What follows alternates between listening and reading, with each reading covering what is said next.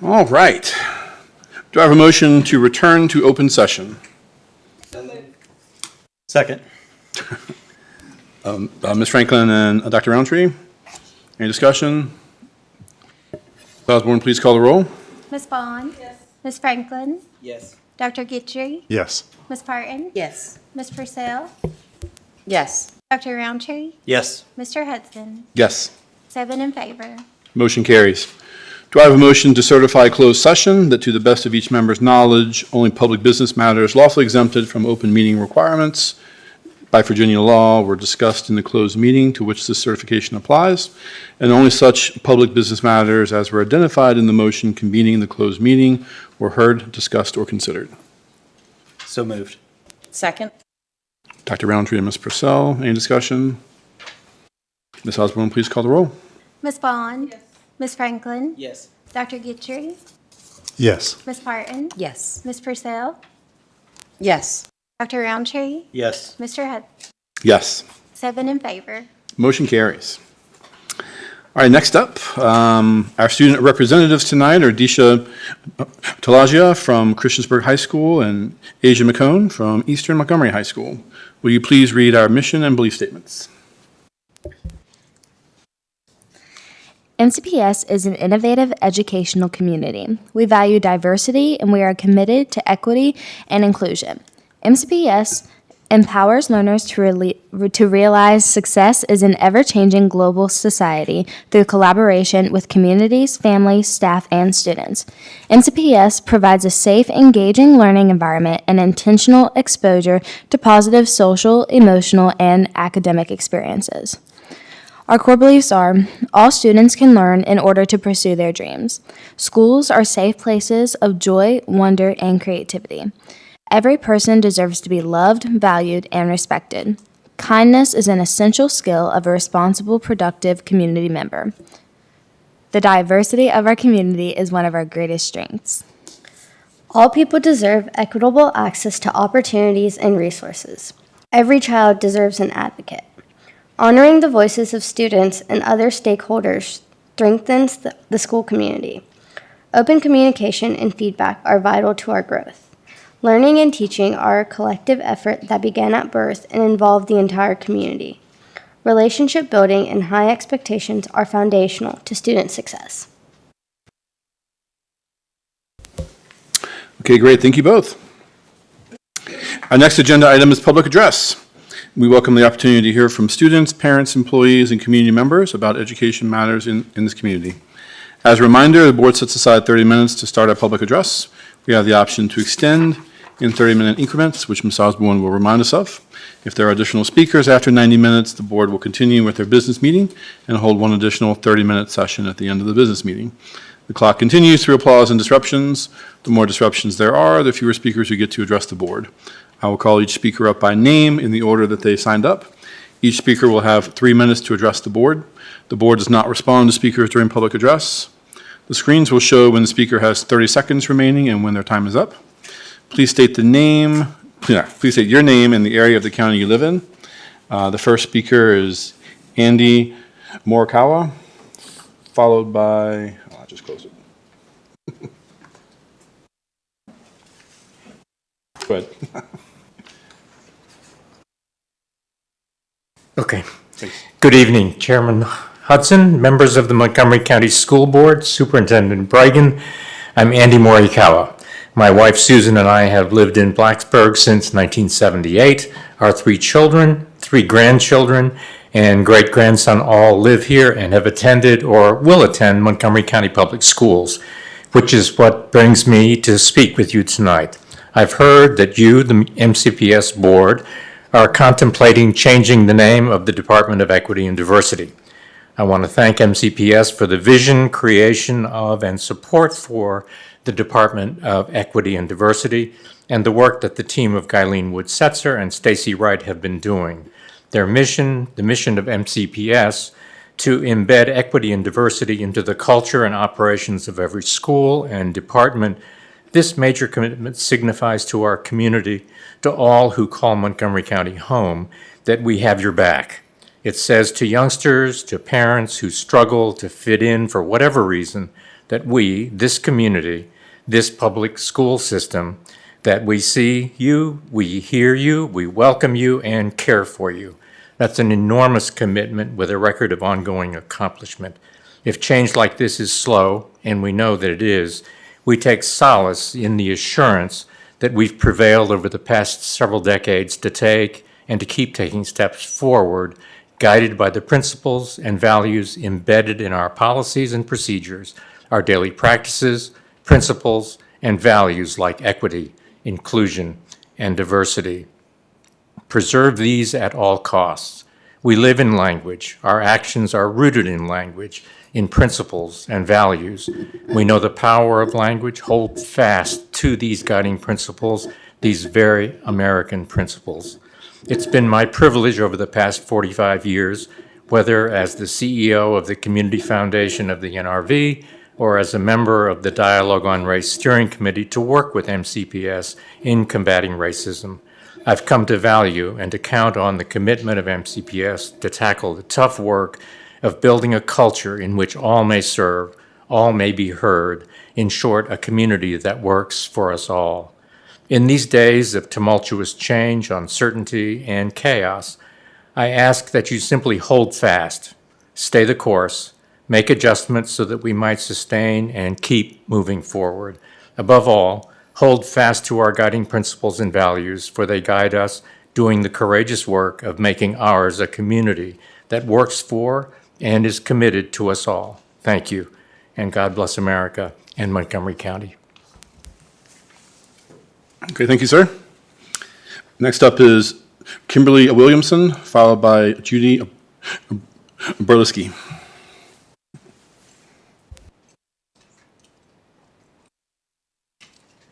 Kimberly Williamson, Christiansburg. Regarding DEI, there are those that know they are using race or other categories as a Marxist tool to break down unity and cohesiveness by fostering continued division among stereotyped groups of people. And there are those that truly believe that diversity means unity and a higher standard, that equity means equal opportunity rather than equal outcomes, two very different things, and that inclusion isn't in reality exclusion of those who don't follow the party line, such as your recent discrimination against a qualified student-teacher applicant resulting in a lawsuit you were forced to settle. Long before President Trump's executive order, business after business and school after school have dropped DEI efforts. Why? Because it does not work. Over and over, these schools and companies say that DEI efforts created a simmering underground culture of hostility, fear, and suspicion, a lack of diversity of thought, silencing of ideas, lower professional and academic standards, and a heavy focus on time and activity away from the actual purpose of the organization. The writing on the wall is clear. DEI is finally dying in America. Your choice is clear. Keep the federal money handout or keep DEI. You can't have both. Yet for some inexplicable reason, you chose to use a well-known Marxist tactic to simply rename and hide your Office of DEI without changing any policy whatsoever. And then at the last school board meeting, we were presented with how to address disproportionality of student discipline among economically disadvantaged Black and Brown and special education students compared to their peers. None of these things should have any bearing on student discipline expectations. A disciplinary system needs clear behavioral guidelines and consequences. Creating uncertainty in a misguided DEI approach based upon proportionality of race or anything else is just plain wrong and clearly discriminatory. Not to mention the confusion and anxiety it could create among students who can't decipher an unfair and unequally applied system. Finally, anyone who would like to report discriminatory DEI practices to the Department of Education may do so at https://nDEI.ed.gov. And for any who have been afraid to speak up, your privacy will be protected. Thank you, ma'am. Next up is Judy Oberliski, followed by Kelly Brennan. Good evening, Chair Hudson, members of the school board, Dr. Bragan, student school board representatives. My name is Judy Borelski, and I live in Blacksburg. Though I didn't attend the last school board meeting, I did watch it, and was surprised to hear that the request to rename the Office of Equity to the Office of Educational Access and Opportunity. As a community member, I served on the Equity Action Team that developed the 2021-26 Strategic Plan's Equity Statement and Principles, as well as Equity Action Steps. It is this work, along with the work of other action teams, that serves as the foundation of the mission and belief statements read at the opening of every school board meeting. As a community member and taxpayer, I am proud of the commitment the board made in 2018 to create an Office of Equity, and of the work of Ms. Wood-Setzer, Ms. Wright, and Ms. Diggs before them. I'm also proud that you have continued the division's commitment to equity.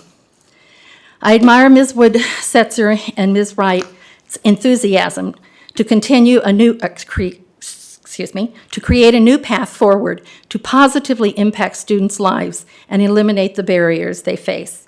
And I agree with their statements that every student deserves access to a quality education and that student success should not be predetermined by factors beyond their control. However, I do not understand the need to rebrand this work by renaming the office and changing equity to access and opportunity. In fact, access and opportunity are equity indicators, and measures of these indicators show to what degree there is disproportionality regarding student groups. So it's unclear to me why equity, which is the overarching reason for addressing access and opportunity, should be excluded from the office name. I respect that Ms. Wood-Setzer and Ms. Wright want to clarify their work and help other stakeholders understand the office work. However, I believe this can be accomplished without the name change by focusing on existing MCPS equity principles of impartiality, opportunity, access, and sense of belonging. Most importantly, I'm concerned that removing equity from the office name diminishes the value of equity work and ignores the priority it is given in the division's mission, objectives, and principles. However, if, as Ms. Wright explained, a name change can serve to emphasize positive outcomes for every student and clarify the purpose of the office, I suggest Office of Educational Equity and Opportunity as an alternative name to consider. Whatever the decision regarding the name change, it's important for MCPS to maintain its mission's commitment to equity, diversity, and inclusion. Thank you for your time. Thank you.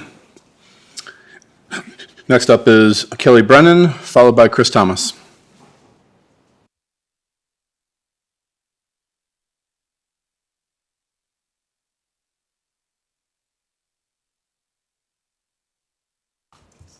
Good evening. My name is Kelly Brennan, and I live in Reiner. It's good to see you all again. I felt like last night's meeting was very constructive, and I would encourage you all to continue doing those as often as you can. I learned a lot, I know that. I'm here to talk about a couple of topics. 2 weeks ago, we were all exposed and shown a new plan for addressing discipline, compliance, and reducing disproportionality.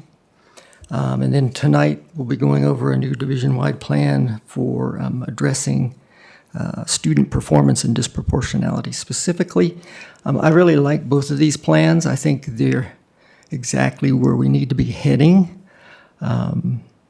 They're forward-looking and based upon using proven practices that have been used across the country. They're collaborative in nature, involving lots of different stakeholders.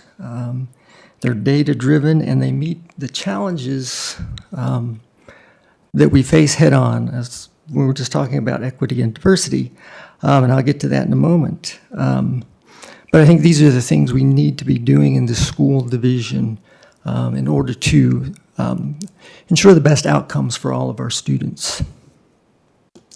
And as far as the name change for the Office of Equity and Diversity, as Mrs. Wright said, the work's going to happen regardless of the name. And I sure hope that's the case. Because now is not the time to be shrinking from this work or stepping back or pulling back. The truth of it is equity, diversity, and inclusion is nothing more and nothing less than the extension of our constitutional aspiration of a more perfect union. Liberty and justice for all means all, and that's what this work is about.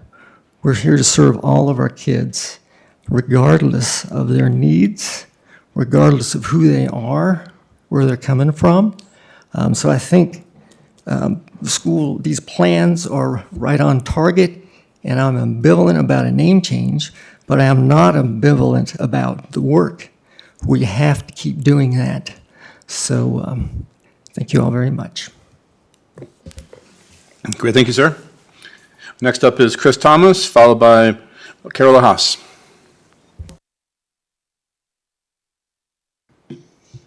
Chris Thomas, Christiansburg. Members of the board, I'm so sorry that tonight's meeting has been co-opted by the Everything I Don't Like is Marxism Club. There's a particular subspecies of unhinged right-wing lunatic that can't go more than a sentence or two without shouting Marxist or communist or socialist, like Joe McCarthy with Tourette's syndrome. And there is a certain absurd irony to doing that in a school board meeting. After all, what's more socialist than public schools? But rather than just stand up here and dish out the sarcastic mockery this religious pearl-clutching deserves, I thought we could take a moment to understand where they come from, and by doing so get a handle on what they mean. Because obviously there's nothing inherently Marxist about diversity, equity, inclusion, or whatever we call it. Marxism is just a theory about how history works, packaged alongside the fairly obvious observation that the Dickinsonian wretchedness of Victorian England couldn't last forever. Marx's optimism became Lenin's Bolshevism, became the Soviet Union's Stalinism, and Joe McCarthy used all three to turn the House Un-American Activities Committee into his own personal star chamber. Some people never fully recovered from that particular paranoid fever dream. One of the echoes of this dark period of American history is the idea that Marxism, socialism, communism, and Bolshevism are all the same thing. They're not, and that they're all indefensible. Again, the irony of arguing that point before a public school board really cannot be overstated. But a particular brand of pop psychology or philosophy peddled by Stephen Hicks and Jordan Peterson took that idea and ran with it, arguing that since no reasonable person could possibly defend Marxist ideas, anyone doing so must by definition be unreasonable. And then they turned that spurious conclusion on its head and concluded that all unreasonable ideas are, in and of themselves, a defense of Marxism. Cultural Marxism, if you will. And that's how we get a gaggle of godbothers up here choking back tears in front of the school board meeting as they vehemently denounce the crypto-socialist neo-Marxism concealed in books or history or DEI. And none of those things are Marxist. Marx and his followers would bemoan them all as tools of the bourgeois oppressors that divide the classes. But in the twisted logic we've seen on display here tonight, they're part of a nefarious trick to plot our kids into being decent, or our teachers into being decent to each other too. It's all nonsense. It always has been. These objections aren't about Marx or socialism or economics or the great power struggles between the United States and the Soviet Union. They're nothing more than pearl clutchers scrambling for some buzzwords to make themselves out to be more profound than they really are. Thank you. Thank you, sir. And next up is Carola Haas.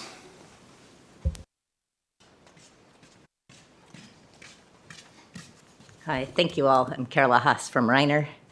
I wanted to thank all of you. I was really impressed to see how you stood up and spoke up for the needs of our students and our schools last night at the joint meeting with the Board of Supervisors. So thank you all for that, for being great advocates for our youth.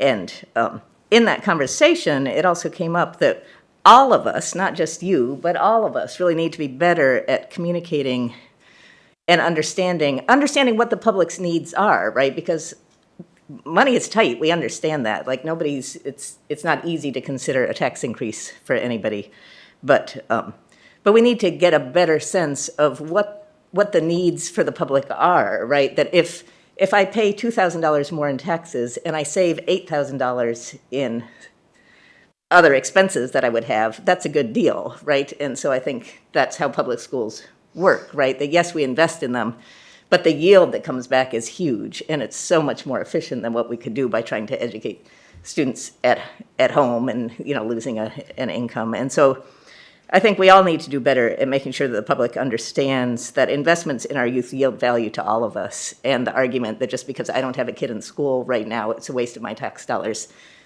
it's a ridiculous argument. Every day I worry about, like, can I get into a dentist? Is my doctor going to see somebody who's like the electrician I had retired, the plumber I had retired? Like, we need people who have skills and can perform services and can work in our community. And the public schools have done wonderful jobs training students for that. So I really appreciate that. And I hope it will become incumbent on all of us to better argue for why it's worth an investment in our taxes to continue to support our students. And I do want to speak to the issue of the diversity, equity, and inclusion topic. As was referred to, we've got right now a sort of political movement that's just looking for somebody to demonize. And I hope that we can all stand up and protect our kids. I know that we all, it's easy to fall into these fear-based tropes, but we live in a world, our students will be learning in a world and working in a world where some people have disabilities. Some people have different religious practices. Some people have different skin color. Some people have different language abilities. I don't have a local accent, and sometimes people look at me funny because of that. And many of our students with local accents are looked at funny when they go to, Virginia Tech and encounter professors who are not from here, and may have biases against what they think of as a hick accent, right? And those kinds of discriminations, I'm not saying it's common, but I'm saying that it happens. We all have our own biases, right? That if, you have the dumb jock persona, that you think like, oh, this person is not a serious student, versus somebody who was a student athlete. Ms. House, I'm sorry, your time's up. Okay, thank you. Thank you. Okay, and with that, the public address is closed. Move along to our consent items. If no one wishes to move an item out of consent, we will consider these items approved.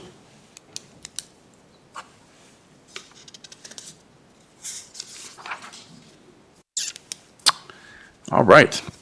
Next up, our financial reports. Do I have a motion to approve, to acknowledge receipt of the financial summary report for February 2025? So moved. Second. Ms. Franklin, Dr. Roundtree, any discussion? Ms. Osborne, please call the roll. Ms. Vaughn? Yes. Ms. Franklin? Yes. Dr. Gitchery? Yes. Ms. Parton? Yes. Ms. Purcell? Yes. Dr. Roundtree? Yes. Mr. Hudson? Yes. 7 in favor. Motion carries. Do I have a motion to approve the payment of bills as presented? So Ms. Purcell and Ms. Franklin, any discussion? Ms. Osborne, please call the roll. Ms. Bond? Yes. Ms. Franklin? Yes. Dr. Gitchery? Yes. Ms. Parton? yes. Ms. Purcell? Yes. Dr. Roundtree? Yes. Mr. Hudson? Yes. 7 in favor. Motion carries. We are flying tonight. We are now to our business meeting. We'll start with a report from the superintendent. Thank you, Chair Hudson. I only have a few items. As we celebrate Youth Art Month, Montgomery County Public Schools proudly recognizes the transformative power of the arts in our students' lives. This month, we highlight the incredible creativity, expression, and talent of our young artists whose works continue to inspire and shape the vibrant culture of our community. The arts are essential in fostering well-rounded individuals. They offer students a unique opportunity to explore new ideas, develop critical thinking skills, and communicate in innovative ways. Through visual arts, music, theater, and other creative outlets, our students build confidence, cultivate a sense of community, and prepare for future successes in an ever-evolving world. I am continually amazed by the passion and dedication our students show in their artistic endeavors. I encourage everyone to take a moment this month to reflect on how the arts enrich our students, our schools, and our society. Whether through a painting, a performance, or a new creation, Youth Art Month is an opportunity to celebrate the diverse ways in which students express themselves and reaffirm our commitment to providing arts education that nurtures their growth. I want to thank our talented students, their teachers, and all those who support the arts in Montgomery County. Together, we continue to ensure that the arts remain an integral part of our students' educational journeys. In addition, I would encourage everyone to attend the middle and high school art exhibit at the Montgomery Museum in Christiansburg this Thursday. beginning at 5 p.m. The elementary school art was there about 2 weeks ago, and it was great to see the families and the children and being recognized for the fine work that they do. It's truly impressive. The second thing I have is the high school graduation dates have been solidified, and we worked with Virginia Tech to make sure we had those Castle Coliseum for the times we need it.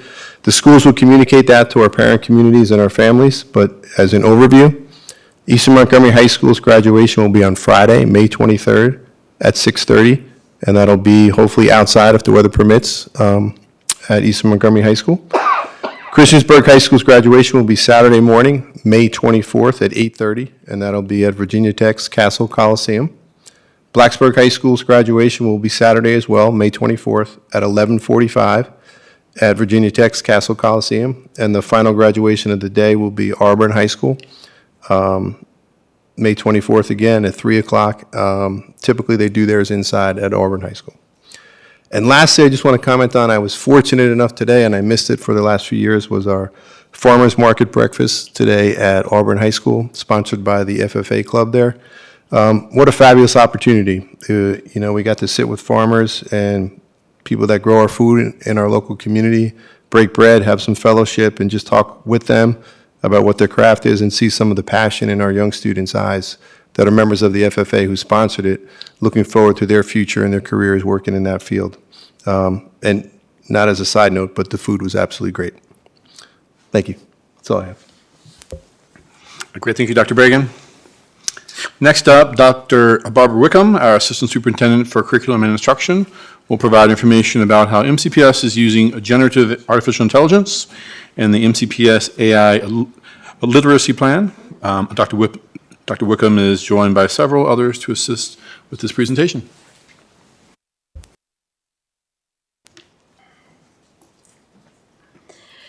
Good evening, Chair Hudson, Dr. Bragan, members of the board. The purpose of our presentation tonight is to discuss AI literacy, our AI literacy plan for Montgomery County Public Schools, how we're using generative AI right now, and then also our technology use policy. This year, the Virginia Association of School Superintendents offered training sessions by region to support school systems in developing AI literacy plans. Along with myself, Doug Wickham, our IT Director, Ann Mitchell, Director of Elementary Education, Jamie McLaughlin, Special Ed Supervisor, and Julie Kraft, our lead ITRT, joined me for this work. Ms. Kraft. So what is generative AI? Generative AI is a subset of artificial intelligence that can generate new content like text, images, video, audio.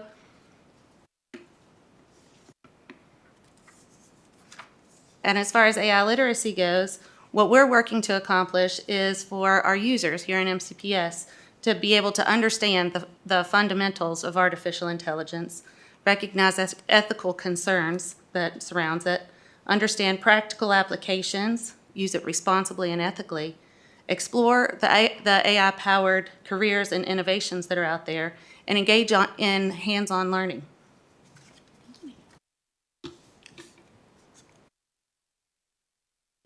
In collaboration with the other Region 6 teams, we created this draft MCPS Generative AI Literacy Plan.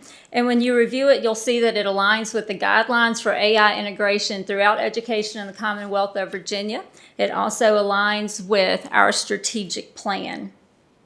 When you go through this plan, what you'll find is that there are goals for different stakeholders and the training that we'll provide and the information we'll provide for our stakeholders regarding AI.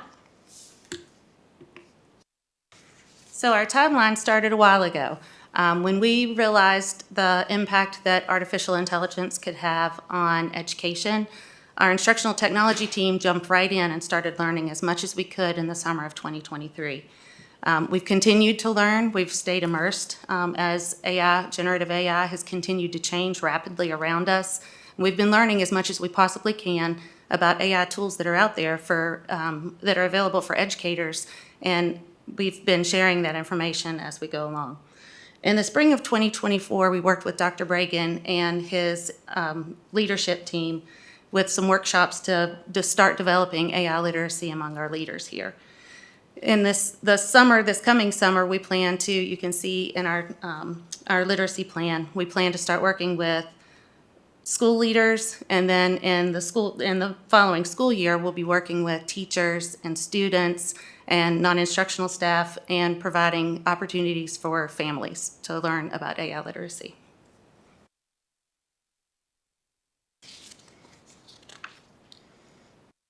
So how are we currently using AI in Montgomery County Public Schools? Well, I could stand here and I could read this list to you. You see a lot of things on the list of things that we're already doing, but we felt like maybe it'd be better off to hear from some of our folks who are using it. Ms. Mitchell.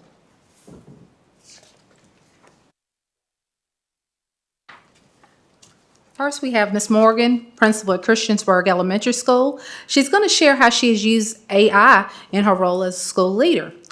Next, we'll have Mr. Josh Porter, a special education teacher at Price's Fork Elementary School, and he's going to discuss how he incorporates AI in his teaching practices. And finally, for our special treat, we welcome Seth Blanchard, Lily Goluski, and Levi Hypes, students from Fallen Branch Elementary, and they're going to showcase examples of how they use AI in their learning. Good evening. Oh, excuse me, Ann. Good evening, everyone. Thank you for this time to let us kind of showcase what we have been doing to stay updated with technology. As a principal, I found AI to be a valuable tool. Of course, you always have to check your sources, right? But I have found that to be valuable. Last year, I attended the White Privilege Conference in Tulsa, and there was a whole lot of information that we received over a course of 3 days, from morning to night. So it was kind of great to be able to take my notes, put it all in. It organized it, it outlined it, it helped pull my themes out from what I had seen that day. And then I wanted to bring that back because we really work hard at moving our students, our marginalized students, our special education students, our children from poverty, our Black and brown children. So I wanted to use that information that I learned to create a PowerPoint, which you all can see. The other thing that I enjoyed about that is when you create a PowerPoint, you spend a lot of time looking for pictures of those PowerPoints to go with it, to recognize your points or to make your points. A few years back at our school, we had a teacher who unknowingly pulled a picture off the internet. It was just a picture of glue and scissors, but it cost us $375 because it was a licensed picture that became harder and harder to detect. So we paid $375, but the pictures that you see in the PowerPoint that I created for our first faculty meeting this year were all generated by AI, by telling it what I wanted. So I was able to do that. So that has been a really good thing for us. I appreciate the opportunity to share this information with you all, and I appreciate you all being so open-minded and forward-thinking. Thank you.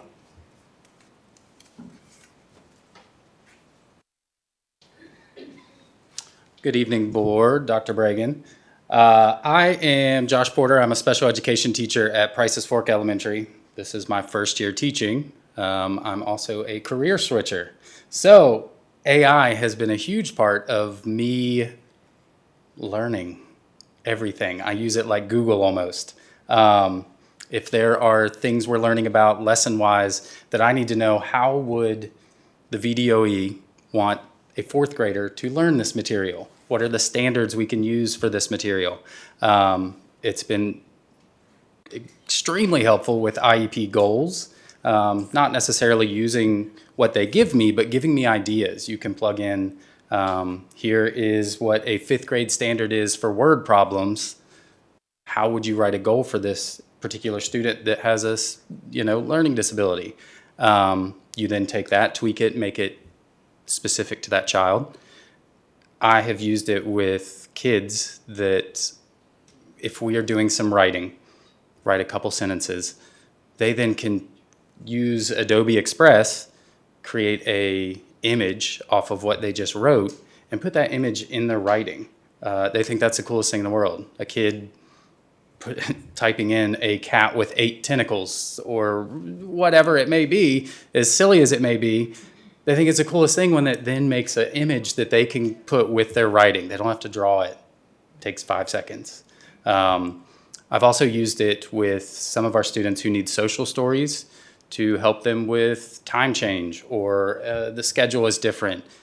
You can put in there that you need a social story for we are having a presentation or an assembly at the end of the day, and it will create a social story that's for a certain age student, and then it will give you suggestions. How can you help them throughout the day with this time change after you read this story with them? So for me, someone who is constantly learning, because this is all new to me, it has been, I mean, I use it daily. It's been amazing. But thank you for your time.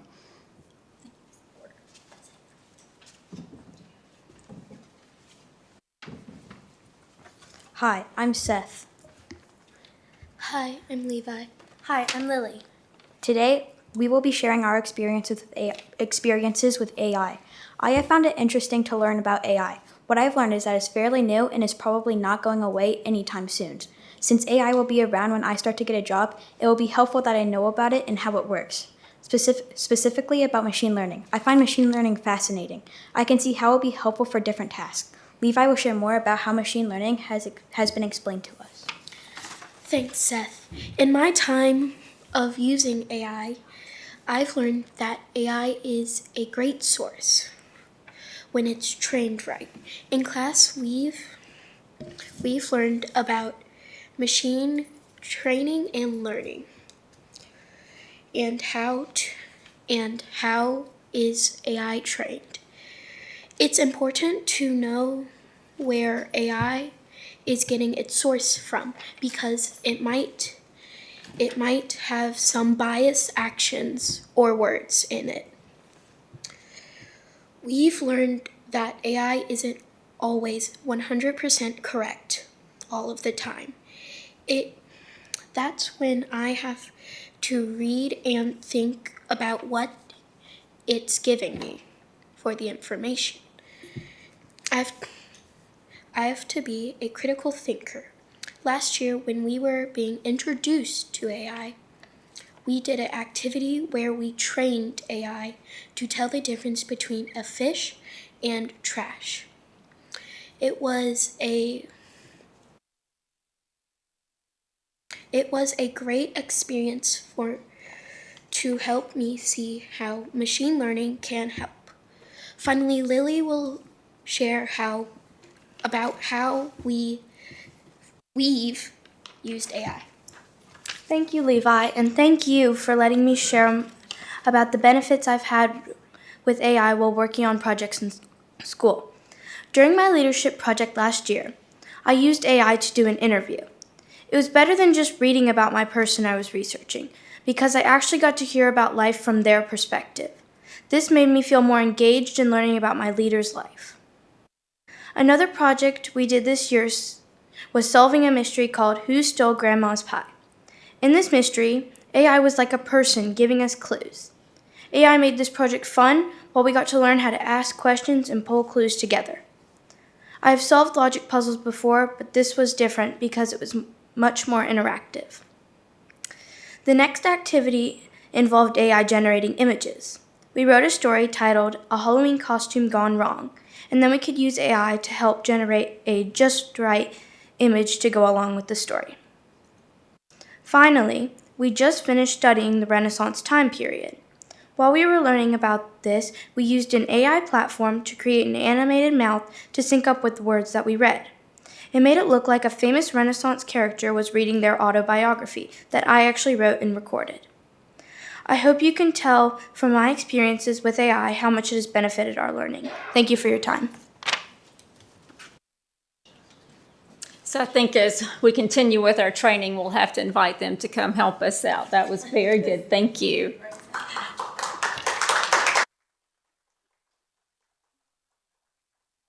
So I think if you were to survey any teacher, they would probably say something that they can't get enough of, never have enough of is time. And that's one of the things that we hear over and over again, that really generative AI, when used appropriately, can really help save some time. So with our work on our generative AI literacy policy or plan, we needed to update our technology use policy. And when you take a look at the agenda, that's the next item on our agenda. So we'll hold off on that for now. But when that comes up, Mr. Wickham will be available to answer any questions that you have about those revisions. So at this time, we'd be happy to answer any questions that you have. That was the coolest presentation we've gotten in a long time. That was awesome. Thank you for that. Thank you for everyone who is here tonight. School board, who wants to start? Any comments or questions? I agree. You know, I always encouraged us to hear student voices because they tell us what's going on and what's happening with them. So thank you all. And thank you for the comments about having to learn what AI is actually telling you and what to believe and not to believe, because AI can be a scary thing for a lot of people. So hearing our young people understand that I understand what I have to do with this to make sure I'm getting the best information about everything that I'm asking. So thank you for the presentation. It was wonderful. It's making me feel better about AI. Dr. Roundtree. Yeah, sure. So thank you all for the presentation. Thank you to the students. So a question for the administration: how much of the presentation here was put together by AI? Canva. Canva is like the best tool now. And then for the students, your AI training module that identified fish and trash. What was the most interesting thing that you put into it that it misidentified as a fish or trash? I thought one fish was a trash, so I accidentally clicked it, but when I looked it up, it wasn't. Yeah, so it was short. I remember that. It was that old trash fish. We always. Thank you all. Ms. Purcell? What kind of AI tutors and chatbots are being used within the division? Just because I know that those tools can be very easily manipulated and become inappropriate very quickly. Ms. Kraft, would you like to answer that? So we recognized pretty early on that we were going to need to identify a resource that is safe for students to use. And there aren't a whole lot of tools out there that we would encourage students to use at this point. But the activities that the kids have discussed are working with School AI. It was one of the first platforms that was out there with a student-facing interactive chatbot, and teachers have the ability to give the chatbots parameters for how they want the chatbot to work with the students. And we've seen a lot of good success with that. And we have a data sharing agreement with them. So that's one of the programs that we encourage teachers to use if they're going to use AI with students. We also have some generative AI resources that are available in other applications that we already subscribe to, like Adobe Express. The kids talked about that. And so those are the types of things that we're encouraging teachers to use, the ones that we've vetted and we've made sure that we have data sharing agreements with. Thank you so much. And I do want to kind of echo Ms. Franklin's sentiments and thanking the students for sharing with us today how they've used it and sharing your excitement. It helped me be a little, yeah, do you want to say something? I accidentally forgot one thing in our homeroom. I mean, not our homeroom, but one of our teachers used AI to make questions for a test. What, did it end up being a good test? Yes. Because like you even said before, Levi, you have to use your critical thinking and make sure it's giving you the right the right things back, because sometimes it doesn't. And that's, ultimately, that's my concern. I'm a real skeptic. Artificial intelligence only works because it steals. We're forced into using it, I think, a lot more than we realize. So I do appreciate a proactive approach that is hopefully helping students identify when they're using it and guidelines for using it appropriately. Yeah, I guess I'll stop there and let my. And I would say that part of the training that we had with VAST when we worked with the other school systems in our region, that was part of the focus. So when you go through the different goals and the work we hope to do with our stakeholders, you'll see that that's something that Ms. Kraft and her team, that they come at over and over again. That the importance of understanding what you put in and what you get out. It's all about the human that's putting that information and those parameters in there, and then the human reading that and deciding, is this good? Is this valid? Where did this information come from? So. Great. Ms. Bond? Thank you guys for coming out tonight. It was great. It's I agree with fellow board members that AI was a really scary thing, and it's just so funny. In the last probably month, that's all I've heard is AI at work, from my daughter at Tech, you guys. So it definitely is something that I think I might have to check into and find out a little bit more about it.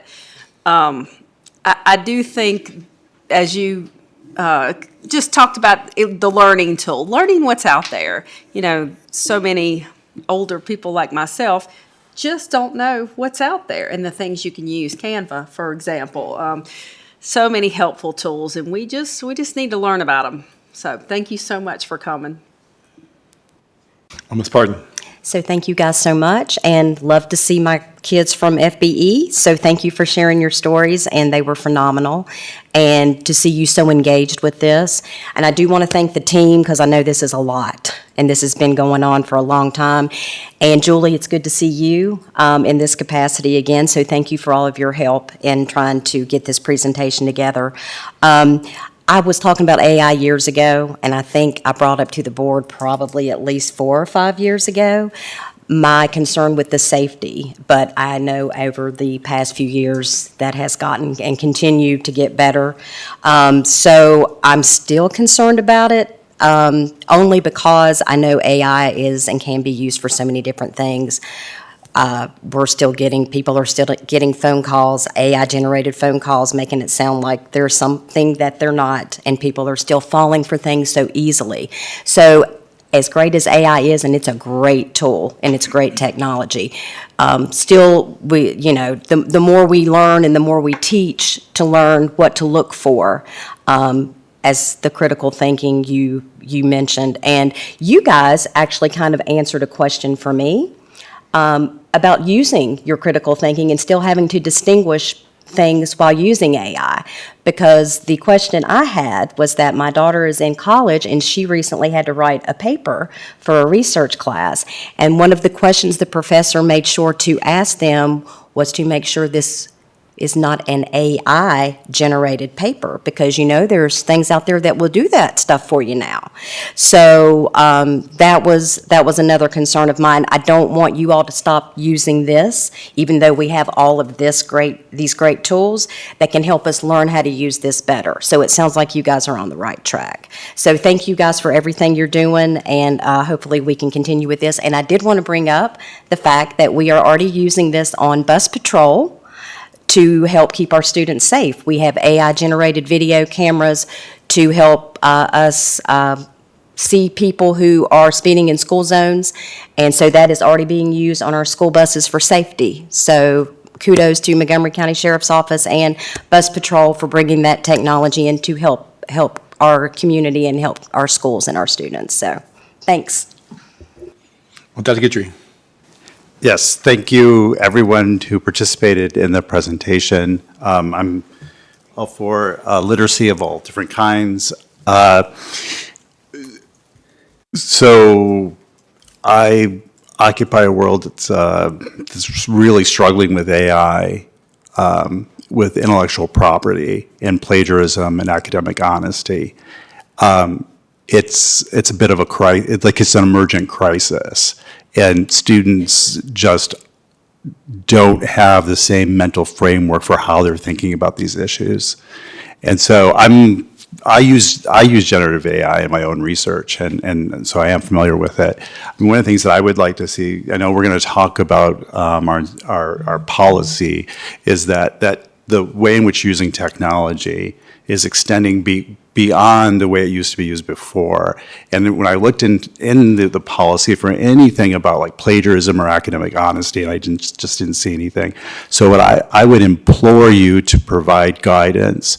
So even like with teachers, it's one thing if they use AI for their own purposes, but then when in terms of their mentorship of students, if they start to pass off AI generated as their own work product, are they being required to have the same level of transparency that they would expect of a student writing a research paper? And so just a cautionary tale, because I'm seeing this in the classroom and is extraordinarily difficult. And our teachers need firm guidance from the administration of how to handle this, because it's huge. It's absolutely huge. So in a broader sense, we did address that in the generative AI literacy plan with the idea that once we really try our very best to get our administrators together and our teachers together to really talk about that guidance and what that needs to look like, because we do feel like there needs to be some kind of consistency. And so over here, while one teacher may say no use of generative AI whatsoever, another teacher may design lessons where you use, generative AI with parameters, just being really clear on what that means for our teachers. So yes, we've talked about it, and that's something that we're going to be developing as we're going into next school year, once we can bring those stakeholder groups together and get more feedback. Have you thought about putting that into the policy? Because we have a policy, we're doing a first read on a policy right now, and when I'm looking at it, it doesn't address some of these concerns. And so I see this as like a discipline policy issue. And I'm glad that I'm sure you're talking about it. You can't talk about AI without addressing it. But it seems to me that if our technology use is extending into generative AI, then that has to be a piece of that policy. So I would just urge you to incorporate that into any policy changes. But thank you. I mean, I'm a big proponent of generative AI, but we just have to have our eyes wide open, I think. Thank you. I'd love to hear from our student reps. Just curious, you're both in high school now, and you're kind of, as generative AI is emerging, and now you're trying to weave it into your own academics and how to use it ethically, if at all, right? So any perspectives you have on this presentation tonight? So our robotics teacher is a very, very big AI individual. And I took robotics my sophomore year, and we just learned a little bit about coding, stuff like that, and I really appreciated it. It taught me things that I didn't know that I really needed, stuff that I implement into my everyday life today and other classes. I don't use AI as much as other classes do, just because I'm not more of a recreational type individual, but I can appreciate it, and I think that this is a great idea, and I know that I need to learn more about it, so I appreciate this presentation. So. Having an uncle who's in engineering and IT and all of that, he's all for AI. And something he's always told me is, AI can be a very scary thing, but it can also be a very good thing. And it's all about how you ask that question. It can give you information about anything, but as long as you ask the question correctly, it can give you the right information. I think it can be a very helpful thing of explaining ideas or things at school that you don't quite understand, but also you run into that thing of, are students actually doing their work, or is it just something that, is kind of copied and pasted off of AI? So I think, as they had mentioned, using our critical thinking is something that is obviously super important. We're still getting this knowledge from school, so that's something that I feel like is still super important. But I do feel like AI is a great thing of helping us understand deeper about whatever it is that we're learning. So, all about how you ask the question and how you interpret the information you're given. That's great. And one more thing, I do think that there can be limitations to what students have access to. And we have a very good system that blocks a lot of things. So I feel like that can also be implemented to kind of prevent that question of, can this be used inappropriately, stuff like that. Just monitoring it well. Yeah. And I'll just share my own perspective. I'm in the software industry, so, if you're not using AI in my industry at this point, you're behind, right? So both in terms of the products that we produce and how we produce them, but, certainly a lot of the questions and issues that have been raised tonight are the kinds of ones that we grapple with on a daily basis, right? The ethical use, the ownership of the resulting product, what information you share with AI, like personal information, company proprietary information, it's up in the cloud, train somebody's model, and you've lost control of that, right? So all those are really important factors to weigh in. But again, so folks coming into the software industry, into STEM, at this point, if you're not AI literate, then you're behind. I love that we're starting in elementary school, starting to gain that literacy and the understanding, questioning the data sources and making sure it's valid and understanding it. So that's outstanding. But I had the same concerns that Dr. Guitry had when I was looking at this because of the ethical use of it and the ownership, right? We run into this a lot. I run into it personally when I do a lot of college recruiting, right? Because we're asking technical programming questions, and we know that students are using AI in the middle of the interview to cheat on our interviews, right? And it's hard to detect it sometimes. It's so, it's listening, sending it out to query, and presenting results in real time. So it's hard. And so, again, it's important for us to factor that stuff into our policy, to make sure that our students aren't using it inappropriately to cheat on their work or whatever they're doing. But equally important to understand these principles early in the career, because when these kids come through our school system and are graduating, I'm pretty sure AI is going to be everywhere, and you're going to have to know how to use it effectively. So I think that was one of the first questions that came up, and it was the beginning of last year. Well, do we ban ChatGPT? Are we going to ban this? And ultimately, the team sat there and said, this is not going away. This is like back 100 years ago when I was in school, and the teacher would say, you've got to do this without using a calculator. Well, guess what? Calculator didn't go away. It's on your phone now. So really, it's figuring out how do you embrace this and use it for the good. that's right. Board, any other questions or comments? Okay, great. Thank you so much. Thank you, guys. All right, and next up, the administration will present the revised technology use policy for first read tonight. Doug Wickham, our Director of Technology, will be available for questions if needed. And we already kind of touched on some of these topics if you want to start. I made a note of that. So I looked at the staff side. There is a line on number 12 on the staff side that says MCPS staff shall comply with all applicable copyright regulations. And then we added the AI. So I think that line definitely should be in the student one as well. So we talk about copyright and throw in the ethical part as well. I agree with you. I like that. So thank you for bringing that to our attention.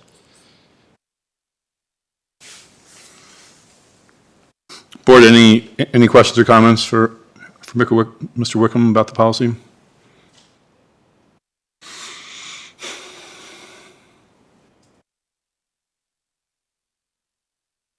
I'll just make a comment.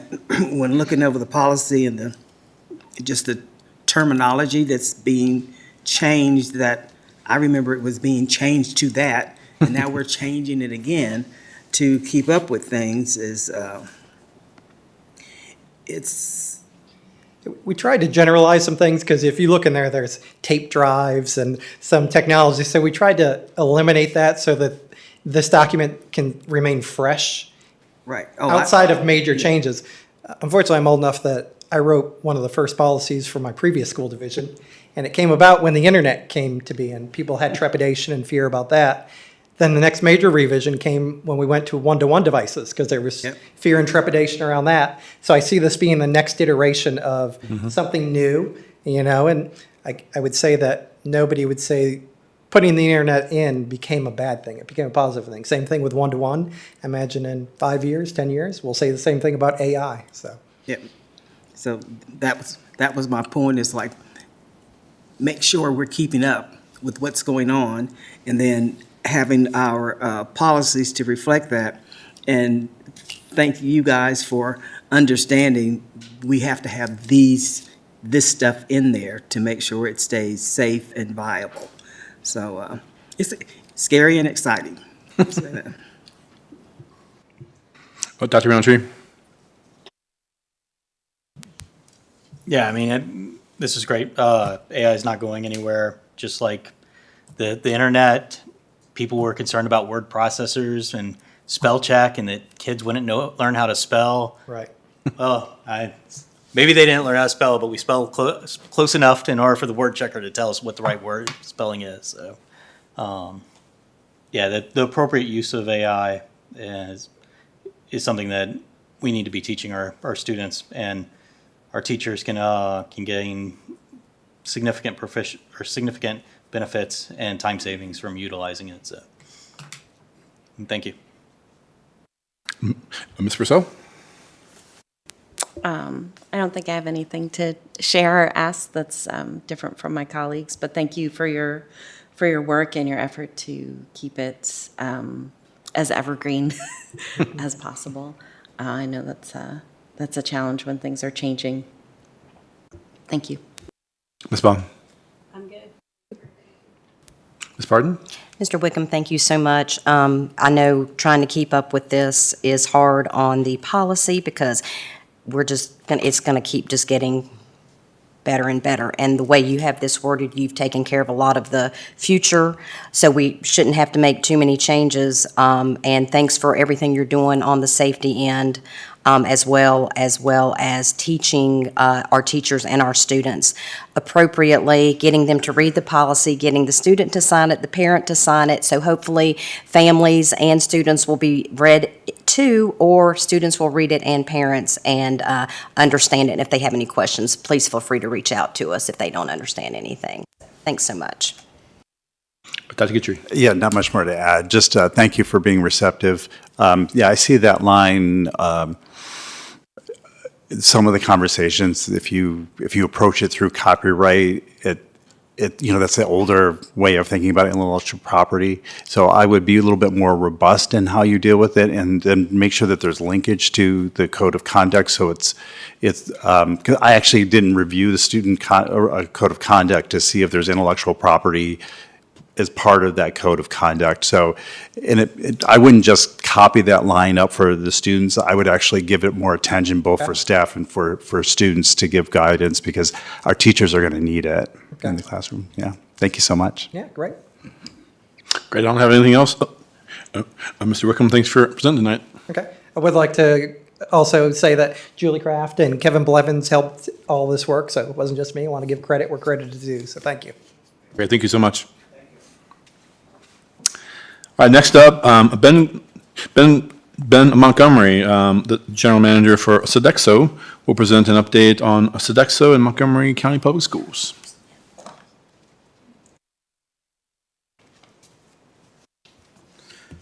Chairman Hudson and the Board of Education here and the student leaders, Superintendent Bregan, thank you for allowing, of course, the superstar here, to provide a brief update to you around Sodexo. My name is John White, and I serve as Vice President to support this awesome team. And George Higley is the regional manager that's here frequently. But Ben and the entire resident team, the members that are here, certainly are proud of the work they do. And this being National Nutrition Month, we certainly a great opportunity for us to provide an update. So I think of course, George and Ben right there in the center there, but this entire residence team that's here, some superstars that are committed to Montgomery County Public Schools. We're going to briefly go through our people story, student engagement, and driving financial performance and the look ahead. And Ben is going to walk us through here. Absolutely. So go right ahead. Yeah. With that, we know that program excellence starts with a solid team. That's the foundation of all of it, and we've been very blessed and fortunate to establish that management team as well as a frontline team. To adopt a brand new culture, implement new programs from recipes, ingredients, LTOs, everything from start to finish is a huge undertaking, and our team has done a phenomenal job executing that and implementing that. And I know it's because we have the shared vision, which is to give our students the best experience possible when coming through for breakfast and lunch. We wanted to kind of touch on our recruitment and our retention. So we started the year out at a 34% vacancy rate, and we are currently right now at a 6%. And this was done through a Sodexo tool called Dexy, and Dexy uses AI and essentially just automates the entire hiring process from start to finish. It's actually a really cool program, not only for the frontline user, the potential candidate, but also for the hiring manager, because it does everything and it's just completely streamlined, right? So they'll go ahead and apply. It's all done through an app that comes to the back end. It schedules the interviews, does everything on our calendar, facilitates the paperwork, as well as processes them into our payroll system. And everything is just, like I said, is done through the front of their phone, so it's very simple for them too, and the communication piece is right there. Oh, one more time. At the inception of our contract, we went ahead and increased our minimum wage by 5% so we can maintain same par with the district. We will be conducting annual reviews with our team in the month of April, and that will go ahead and initiate wage increases going into the new year as well. And we also wanted to touch on how we really focus on recognizing our team and promoting internally and just keeping those opportunities for our folks so that they can, if they're interested, move up and take on that extra responsibility. For the student engagement piece, we wanted to touch on one thing that we're really proud of. I'm gonna move here on my notes. Is our Big City Bites program. And this is something that we've been doing at elementary and high schools. And the idea behind this is just to bring in experience from different cultures in different parts of not only the United States, but the world, and just bring that into the cafeteria. Of course, packaged in a K-12 compliant meal for our students. And just give them that exposure, that experience, and try to create that excitement for them as they come through the line, and hopefully gain additional customers and increase our participation. We also wanted to extend a formal invitation. I know we have a few joining us for our Future Chefs competition next week. This is a national competition run by Sodexo. It's hosted at our regional level, Mr. White's region, and then from there it'll go to a national level, and we want to go to the national one and win. So we're excited to be hosting that next week. It's going to be essentially a culinary cook-off with elementary students. We've done 4th and 5th graders. We've had a couple dozen folks go ahead and put in applications. And right now we have 10 out of 11 schools represented to compete next week. So that's going to be exciting. From a driving of financial and performance, we wanted to talk about some of our accomplishments and then some key opportunities that we still have available. Overall participation for breakfast, we were ahead at the beginning of the year, but unfortunately just due to weather, that does impact our sales when they come through, as I know it does for other businesses, the schools, and everybody else experienced that. So we are currently year over year down 1.2% at breakfast, but while still having those challenges, we're still currently up by 1.8% for lunch. We did touch on our vacancy rates. We've also implemented a robust retail program, and we've increased our year-over-year sales by 16%, which is just shy of $90,000 on that end. And we've had a successful federal program administrative review. It's called an FPAR. This is, and I'm sure you've all heard of whole grain requirements, sodium requirements the past 10 years. Half cup of fruit or vegetable, I'm sure you guys have, half cup of fruit or vegetable with your meal, right? So these are USDA guidelines that were created in 2010, implemented in 2014. It's called the Healthy Hungry Kids Free Act. These are done by the USDA and enforced and audited by the Virginia Department of Education. I know I talked about the sodium and whole grain. That's a 30,000-foot view. It's significantly more technical than that. But that happened in October and November, and we passed. We did very well overall. I mean, this is something that's not only on the food. It's for the entire food service department, but it's not only on our side as the food vendor, but there was a lot of administration work to be done on the district side as well, with Michelle Knotts and Cheryl Knotts, who did a phenomenal job as well with everything. Our key opportunities that we really want to hone in on, focus on, the inclement weather days, as we discussed, I mean, that does have a pretty significant impact at just shy of $300,000 revenue loss for the district. If no students aren't here, you know, obviously they're not going to be eating with us. We did have a decline in enrollment, which is an impact of about $51,000 for the entire year. I think we're down about 107 students roughly from year over year, according to the statistics that were on the VDOE. The inclement weather delays, we know those really impact breakfast. Our kids they're eating at home. I mean, if they're coming in later in the day, they're going to be eating. They're not going to be eating breakfast with us. They're going to be eating at home. The key opportunity that we want to do, though, because then the question comes, well, how are we going to close that gap? And so we really want to look into expanding our summer program and seeing what opportunities are available with that. And then a look ahead. I want to touch on this individual right here. This is Teresa Hinckley. All of you may know her. She did win the Support Service Staff of the Year award a couple board meetings ago. This was her during an interview with Channel 10 News for our Second Chance Breakfast card that was implemented over at CHS. She did a night one, and she did a phenomenal job on that. So for program growth, the implementation of the Second Chance Breakfast cart, this is something we started at the beginning of the year. It started off kind of slow, but as you can see, from 9 to 90 meals is significant growth. We're going to be using this because Michelle Knotts has applied for a grant from the No Kids Hungry Foundation, and we were awarded $20,000, and that has been used to purchase additional breakfast carts to go ahead and expand that program out to more schools. Right now, we currently have it at 2. Our goal is to have it at 5. We're going to continue doing our chef samplings and demos at our high school. We seem to get pretty good interaction on those when those are available. And we are being able to integrate some of those items into our menus in hopes of increasing participation and getting that student engagement piece. We were able to get digital menu boards set up over at Blacksburg's High School with the assistance of IT Director Doug Wickham. He helped us from beginning to end in getting those installs, and this is a very cool program, and we're looking to push that out at additional schools where we know we have that opportunity, where we're gonna see a heavy impact from it. And then as we've been doing the high schools, we're gonna be moving into that middle school with the food engagement piece. We want to do a full execution of a student feedback plan. You guys know what's going on. You know what your I'm thinking colleagues, but the other students are saying, right? And so we can solicit that feedback from you guys and see what we can do to improve that program from your guys' perspective. We want to continue to implement sustainability initiatives with student input. We had great success when we did this at CMS, where we sat down with some students and they wanted to change some stuff with the lunch programs in regards to sustainability. And when we walked out of there, the agreement was that we were going to get rid of styrofoam trays. And we did, and we thought, you know, this is a great savings opportunity for the district. This is a great way for us to deliver on our sustainability promises as an organization. I think everybody can agree it's an overall good thing and a win-win for everybody. So we've been spreading this out and doing this at each school where we're able to do that. We're going to be launching a leadership academy.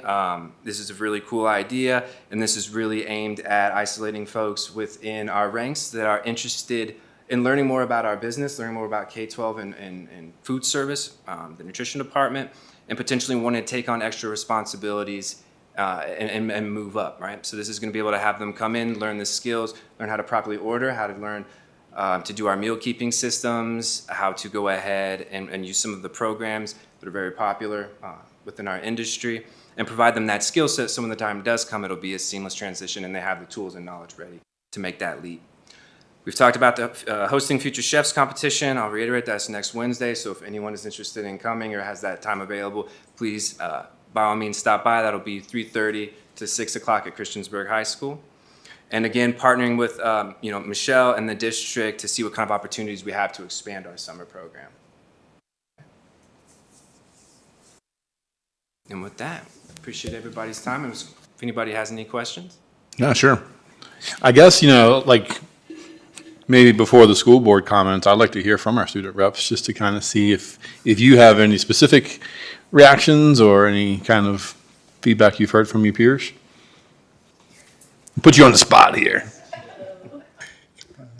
I'm a big student athlete. I care a lot about protein, what I'm putting into my body. I try to eat 4 meals a day, stuff like that. I started packing about 2 years ago because I was not thoroughly satisfied with the quality of school lunch. And I feel like some people are still not as satisfied with the quality of our school lunch. The fruit has gotten significantly better. It doesn't taste like chemicals or anything. So, and the pineapple slaps. I will say that. The pineapple is very, very good. There's just little things that I think that could be fixed, just like a variety of menu. That is a big one. We have pizza a lot. So, we're very appreciative of the snacks that are like an option. I know a lot of people really, really use those and whatnot. My school has free lunch for everyone because of economics and stuff like that. So it is heavily utilized. So students are very appreciative at our school for the food that's provided. So y'all are doing a good job. Little things, but. I can't really give feedback on the type of food just because I've been a packer since, primary school. I'm just a picky eater, so I've just always been a packer. When it comes to student feedback of what I've heard, I think definitely students are wanting a different variety of food. I think it's just they're kind of getting tired of the same, like pizzas or hamburgers or just like, the similar things. Although they like it and, that's very popular and it's one of the items on the menu that are, kind of a little bit better than the others. They would like a little bit more variety. I know the snacks and the drink at my school is also a big hit. The kids love the chips. The kids love the different types of drinks that we have, the ice cream. Though on the healthier side, they do like that. So I think the biggest thing would probably be variety. But yeah. And we'll look at those things. That's good feedback. Thank you. Great, thanks for sharing that, especially on the spot there. So I think it's helpful for us to hear directly from the students anytime we can, especially on things like this that affect them on a daily basis. So, school board, any questions or comments? One of my concerns, and has been for years, it's not just with Sodexo or any of the other groups that we've had, or even when we had Montgomery County Schools, is the waste. Because even though I do know students like the chips and things, I do think maybe in the secondary schools, it's a little more governed and they can do both. But when we've got early education and they're buying chips and tossing the lunch, and especially, when we've got requirements that you have to put on the tray, whether they like them or not, they're not going to eat them. Okay, well, it's, we'll put it on there and they might, no, they're not going to, as well as picky eater. My daughter was extremely picky, so I understand completely. But from talking and kind of just finding out some information, I know we have a share cart, but if a item that's put on that share cart, it does not have a lid on it, it has to be tossed. Has there been any research on looking to what, because if things like that did have a lid or a covering, something that was inexpensive, I don't want to toss that cost down to the student, so I'm not even going in that direction, I'm just asking if there was an inexpensive way to do that, to salvage some of those things that get thrown away. That's a good question, and as long as the wrapping and everything is taken care of, it's still reusable, right? But for some of those options that you're referring to that aren't, I think that we could potentially look at, and I don't know what's available in the district, and perhaps this will take some digging on my part, but if there's any sustainability initiatives, gardening programs, I don't know if there's any livestock available that we can take that and feed that to, right? Anything to avoid putting it into the trash. Right? And I think, again, that's one of those things, someone that would have that is probably unknowing that would be an availability, because I think at one time they kind of said, no, we can't continue doing that because of government regulations. And so I understand that you guys have to follow guidelines as well, but if there is something out there, I'm sure there are people that would be willing to step up, but just even for fruit and vegetables that are, we know last longer than a day. And it's just sad to see those things thrown away that you could put in a fridge and bring back out for an extra.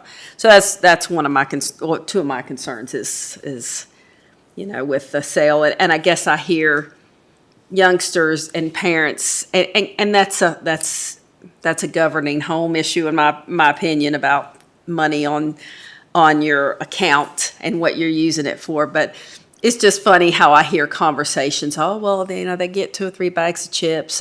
But I can't help but wonder, for a 7-year-old, what's happening to the lunch if they're eating 2 bags. So those, and tell me a little bit about the second chance breakfast, because I kind of hadn't seen that on the news, and someone had shared that with me, and I went, well, we're not doing that. And they were like, yeah, you are. Okay. All right.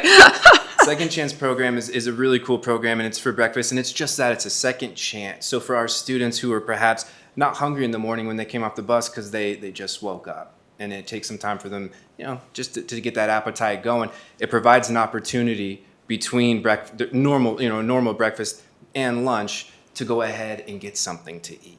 So how do they do that, though, without missing class, coming in late, being tardy? Because I feel like we have a problem with students being tardy, coming in late, and I think we need to kind of get a governance on that as well. That's a very fair question. And one of the things we looked at, because we were struggling with that in the beginning, is we were maybe having 10, 15 students behind.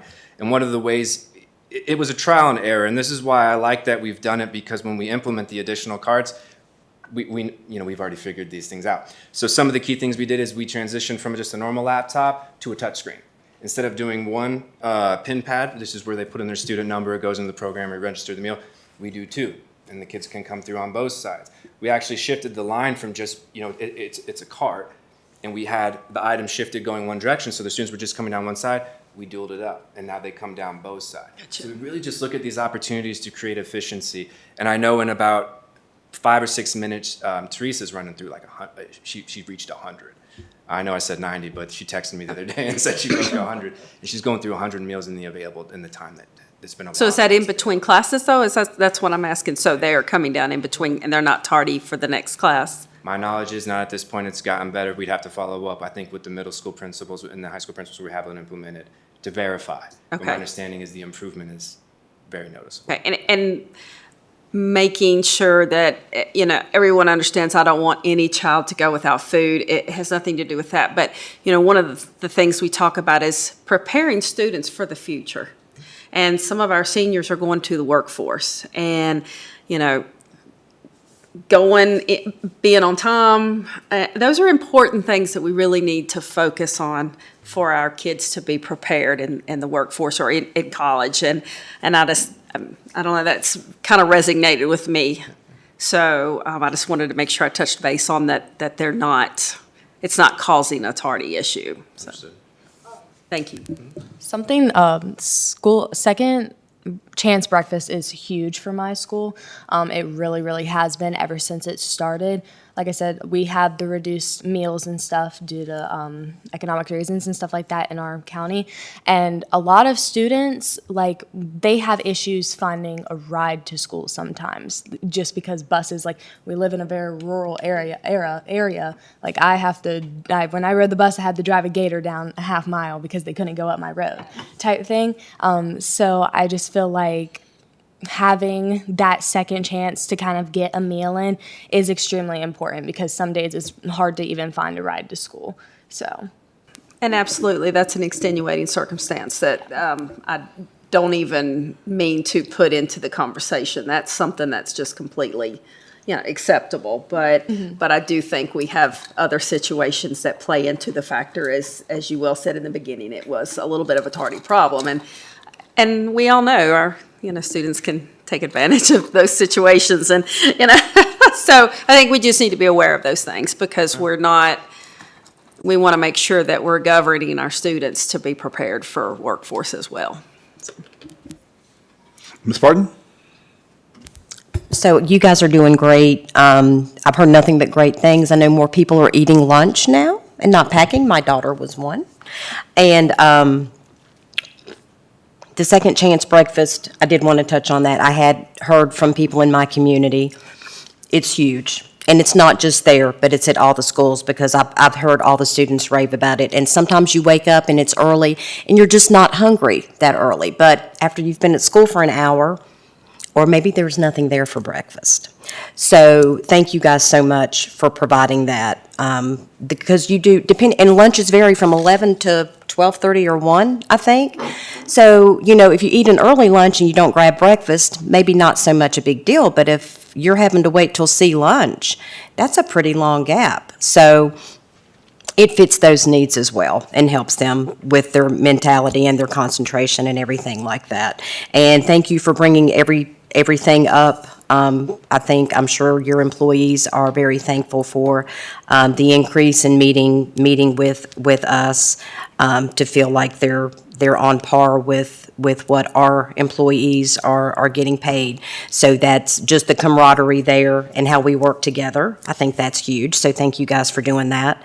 And just keep up the good work, and thank you so much for all the great meals before our meetings, because they have been phenomenal. So we appreciate you taking care of us as well. So thank you. Dr. Guidry. Yes, thank you so much for the presentation. I know you're in a difficult business. Margins are very tight, and so I appreciate the constraints that you're under. So the student feedback plan, when is that going to happen? So we're meeting with our staff, our managers this Thursday, and we're going to kind of discuss our process and how we want to go about that, right? What's it going to look like? I think the best way is to start with key folks at the schools, like organizations, whether that be student government, whether that be the board, and solicit their opinions on the best way to approach it to have the biggest impact, right? What groups do we want to get in touch with? And then start from there. Okay, so you think this year you'll? Yes. Yeah, okay, great. Absolutely. Because I would love to see that, because I have heard some grumbling about some of the food. So I would love to hear from the students' perspective, because you've been here for a while now and settled in and got your processes in place. So I'd love to get that feedback. Another thing I heard was concern from a parent about the availability of what they call junk food snacks, and that it was a little more constrained. And I don't know if it was a particular week, but the parent was like, it used to be like at Fry's you could have ice cream or something, and I'm just throwing this out, but it's like, it's every day, it's like chips, Rice Krispies, and that's, so the parent was very concerned that this is what their child's eating instead of healthy food. Can you speak to that issue? Because I'm not there and I wasn't able to respond, but I just want to be able to answer that parent's concern, if you could illuminate. Totally understand. So we do have a pretty, like I mentioned earlier, a robust a la carte program that we have running at almost every single school. There are constraints at some, as for an example, and you touched on this, on Fridays is where we do ice cream for elementaries, with the exceptions, I can think of one school, there may be a second, where they stagger it. So like, let's say on Tuesday they do a kindergarten, Wednesday they do a first, right? But the ice cream availability for that piece is pretty structured. In regards to the chips and everything else, they are available. They do follow what we call, they have to go through a smart snack calculator to be compliant with USDA standards. So I know that perhaps when a parent may see a Doritos bag and think, oh, this, it's just like a gas station Doritos.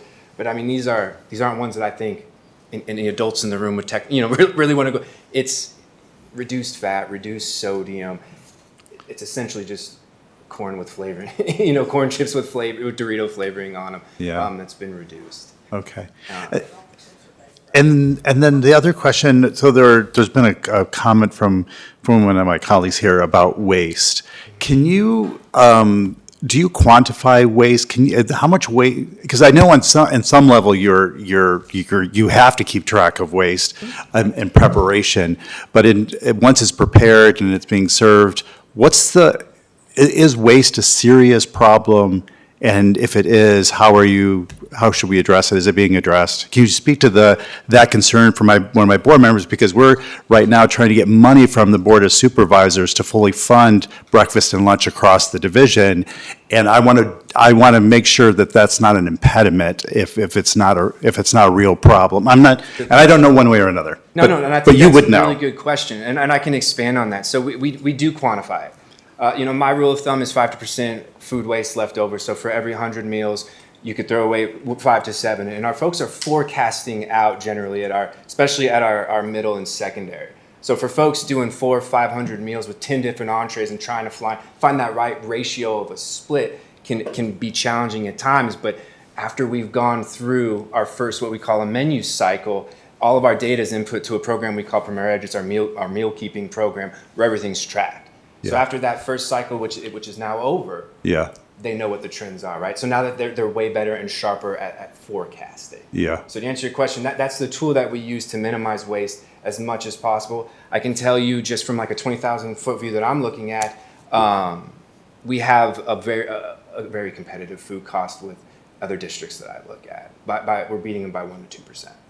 Okay. Which tells me that we are being very responsible with our food. And that's not just on the food preparation side, but that's also like kids who are not even eating. These are Right, are you monitoring that side as well? Is it only on the food preparation side, or are you able are you tracking food waste after food has been delivered or taken by students? That's a good question, and no, we're not. What we kind of look at is when the folks come through the line is that they have what we refer to as a reimbursable meal, because this is what, and it's typically, I don't want to get too in the weeds, but it's 3 out of 5 components. In how we really structure our menu is that it's going to be a grain, a protein accompanied with a half cup of fruit or vegetable. So our main focus is to ensure that when they go through that cashier, the point of sale, and this is what the auditor looks for, believe it or not, they will stand over and watch, is that they have 3 out of 5 components absolutely minimum. And that is the key thing that we really look for at that point. Once they leave that point of sale and go past that, it's what they kind of do with it at that point it has kind of been up to them. If that's something that we wanted to pursue and track, I think that there would be some opportunities there. Something as simple as just labeling trash cans and weighing them at the end of the day, right? Like there is opportunities in programs that we could implement where we could start tracking that if that was something that we needed to do. Well, I think that one of my colleagues would like for you to do that because Well, I think if and it's I'm a not concern. saying due to the extra work or anything like that, but my question was that kind of waste. I'm sure that you monitor every bit of waste that you have in the putting it out. I have no question on that. Mine is, just like I said, you get a child, they're, sit down and they talk to their buddies, and before they know it, they've got 5 minutes, they've got time to take 2 or 3 bites, and the rest of it goes in the trash. And while we're trying to get finances for that, I have a problem if that whole, because I've seen kids take a whole lunch and dump it in the trash, and that's not good for anyone. So how can we? We start looking at composting, or we start looking at local stock that could potentially use that secondary thrown out food to feed livestock or something like that. Is that what you're? Okay. Yeah, absolutely. There's opportunities there. Thank you so much. Of course. Thank you. Hey, just a thought, since we're talking about waste. I know lots of times kids see something and something looks like it would be really good, and they've never tried it before, and we're trying to get some differential things there. And I know we serve a lot of the other because we know kids like it and they'll eat it, therefore, thus not having the waste. But have we thought about, and you guys might do this, do we have anything, I want to say maybe like a sample, like if a kid's seeing something and they haven't tried it, but they're not sure they're going to like it before they actually buy the lunch, could there be a sample? Could they ask for maybe a sample of something, and then if they don't like it, they can go get something else, or if they do like it, they can get it and hopefully they'll eat it and it maybe won't be wasted. Great idea, yeah. And easily I just implemented, thought, too. I mean, that's something because it's like all of us. If we see something, we don't know if we'll like it. Sometimes we order it and we hate it, but we've ordered it. So what are you going to do, right? So kids tend to be a lot more pickier. So maybe that would help entice trying some different things, and therefore getting a feel of. But sometimes it's just wanting to try it and not sure. But I don't want to. Child to feel like they want to try something, they get it. If they don't like it, then they don't have anything to eat. So that's just a thought. I didn't know if you all had done anything like that or not. Oh, but we can, absolutely, especially with the elementary kids. I think that have a lot of value. Yeah, I'm thinking the older kids probably kind of know more of what they like and what they don't like, but especially maybe with the younger ones too, and then maybe try to entice them to try some different things. And it's like you don't have to eat all of it, but just try it and see if you like it, and then, maybe present it that way. Ms. Franklin. Okay, so when we, put out the RFP to see who was going to be the best we could get to help make sure our students were getting the best they could get, the wages were a big concern for me because there seemed to be a lot of animosity among the 2 different groups, MCPS and whoever. So when you said that there was an increase to wages, so what is your wage scale? Currently? Compared to Montgomery County, yeah. I'm not familiar with Montgomery County's exact pay scale, but our minimum starting wage is $15.75, which I know is in alignment to my understanding with MCPS's. Okay. And the wages are done on merit, or are they done as everybody gets a percentage of a raise? In regards to like going into next year for our merit increases? That's what I'm asking. Is it merit, or everybody gets a percentage? My mistake, I misunderstood. It would be a merit increase based on the performance reviews that will be running out in the month of April. Okay. So at some point, someone could fall below what Montgomery County may be offering for wages. Not at the minimum. Okay.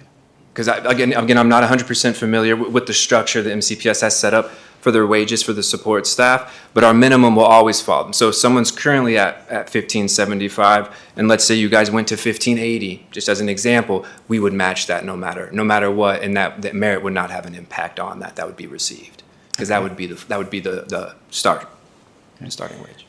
So some of the concerns that I've been hearing also was the variety, switching things up, and staffing to make sure that it's equitable across the district, that no matter where our schools are at, the staffing is going to be at a level that our students are going to have the opportunity to get the same variety and offerings of foods, and that the staff is not going to be overworked trying to make that happen because there's not enough. Okay, so that's been a concern. And then, so when we talk about meals, are your numbers, as far as what you count as a meal, is it actually a meal on a tray? This is what the meal consists of, or is it a certain amount of vegetables and a certain amount of maybe snacks that will add up to a meal and are considered a meal? How is that calculated? Good question. So how it's done pretty much at every school is the students will come through and they'll pick up their entree. The entree, 9 times out of 10, it should be 10 out of 10, but there are some instances where it's not, and it needs to be built as it goes, but it will contain 2 out of those 5 components. So I'm just gonna use a simple example, but you have a cheeseburger, you have the protein in the middle, you have your buns, there's your 2 out of 5. And then what we train our folks at the point of sale for is that every student that comes through will need to have a fruit and vegetable on their tray, right? It can get a little different, and our staff does a good job about this, but it needs to be 3 out of 5 components. So they could come through, let's say they packed their meal, and they don't want a burger, but they want a fruit and vegetable and a milk. That's still a meal, right? Because that's 3 out of 5 components, including a fruit and or vegetable, right? So our staff does a good job about this. They've been trained on this, and they're aware of it, especially at our CEP schools where that could be a practice where students want to do. Considering all the kids eat for free, they can have that kind of combination. It's not so much popular at other schools because they want the main meal. But as they come through, they get their main entree, and then the person at the register knows to make sure that they have fruit or vegetable with their meal at minimum.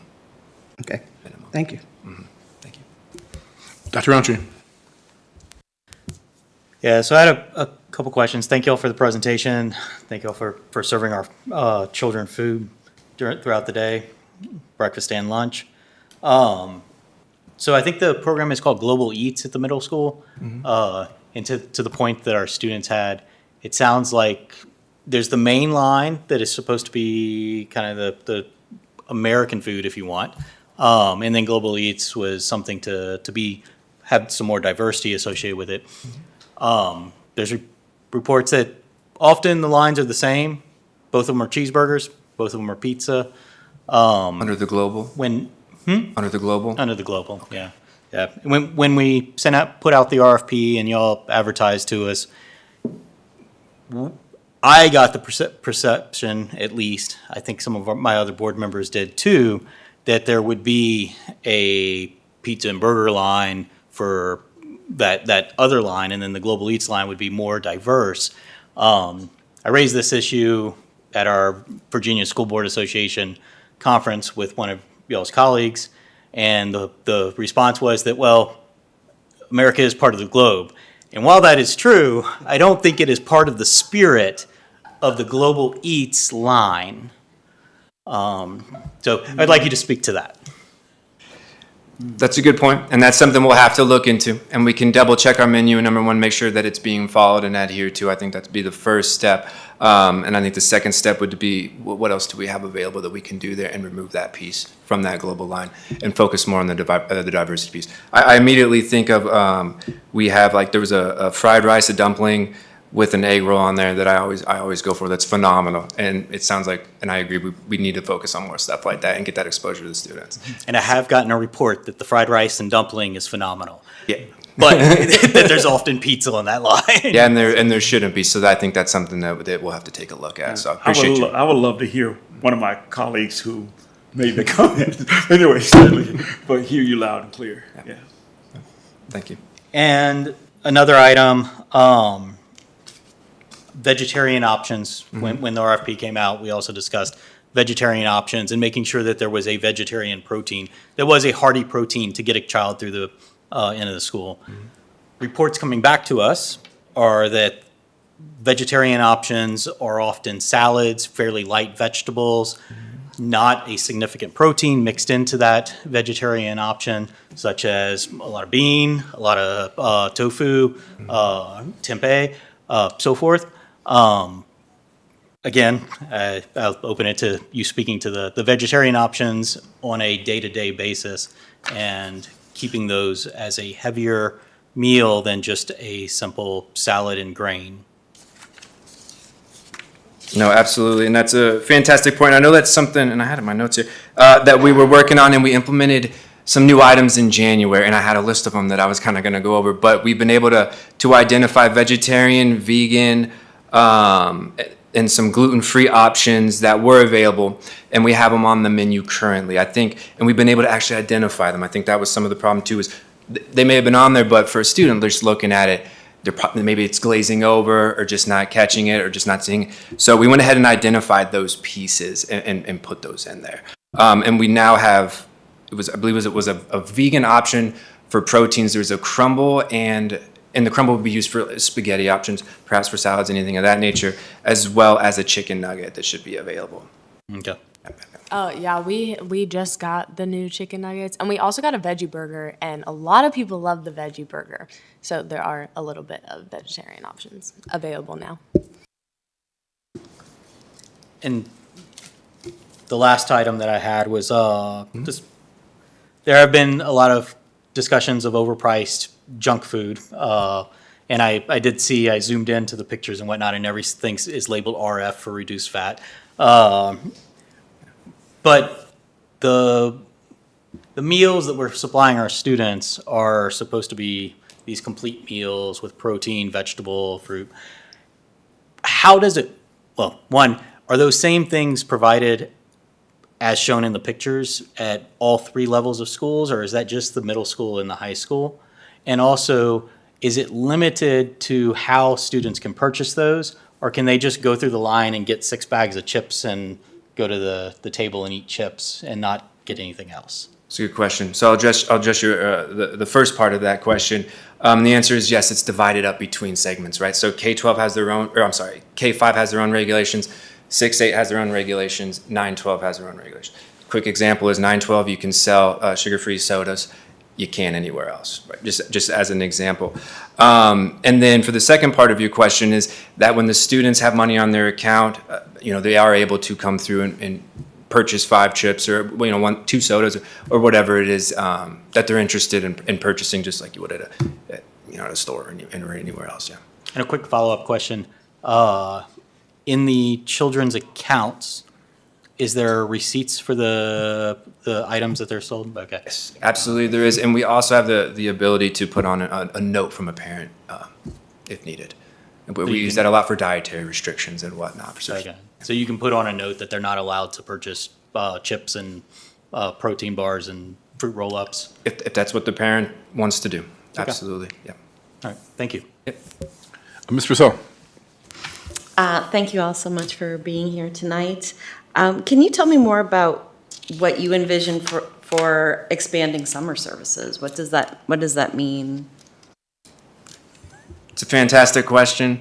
And I would probably defer to Michelle Knotts on that one. I know she's working diligently on it and putting a plan together, and we should perhaps reach out to her. I think she'd have a better idea of how we're going to approach that. Yeah, it's a good question. Okay, thank you. You're welcome.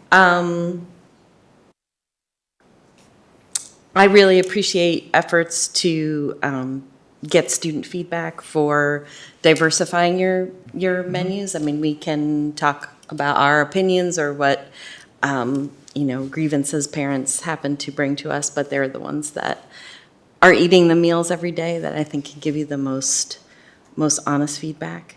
So I know that's really time consuming, so I appreciate that very much. As the parent of my daughter is a Packer, my son would routinely eat 2 entrees, especially when he was in season for his sport, and I did see it itemized on the I can't remember what the program is where they buy lunch from, but it was all there. He thought that the lunch lady would give it to him for free, and I was like, no, we're paying for that. Don't worry about it. I mean, it's fine. But, yeah, I don't have any other questions, so thank you. And I don't have any questions either. I'll just share. I've got one of those picky ears myself. A dude just packed the same lunch for like 5 years in a row. I don't know how he does it. Eats the same thing every day. But back when we started with you guys, and his school board dad said, "I need you to get your butt in there and try some of that food out." As a vegetarian, his comment was the same thing. There was just some salads, right? So if we are starting to see some other vegetarian options starting to show up in the cafeterias and stuff, that would be welcome news. And I'll send him back in there again to try it out and see what he thinks about it. So, any other comments, board? I would like to say one more thing. The flourless chocolate torte, that thing is amazing. I mean, Well, oh my Chef gosh. Miles. I mean, the brownie thing too, but that torte thing is unbelievable. Just so well, the mashed potatoes were good too, but I mean, so Thank you. love what you put out. It's great, but the torte, that's amazing. Thank you. Yeah, no, that brownie thing last night almost put me in a food coma. So, yeah. I promise I'll make this really quick. I just wanted to say thank you. I know that feeding us, who are all very opinionated, like us teenagers and kids who also have very different taste buds, it's very hard. And I know that you guys have lots of rules and regulations that you have to follow to make sure that, we have happy kids, happy stomachs, and, we're not too grumpy when we're at school, Those teachers, they have to deal with a lot already. I do want to say on the student feedback part, breakfast is a hit. I know breakfast is not really something where there needs to be a lot more variety. I think students really like breakfast. The second chance breakfast is also a good thing where if students are a bit more picky when it comes to lunch, students might grab an extra breakfast just so that they can, last throughout the day until they go home or until they can get another opportunity to go and get food.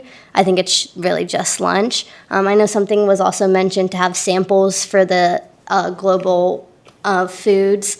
I think that's also a very smart idea just because high schoolers can also be a bit picky, They'll tend to go for things that they do like just so that, their stomachs are happy and they're not grumpy or hungry, But yeah, I really do appreciate everything that you guys do. Thank you. Appreciate that. It's great feedback.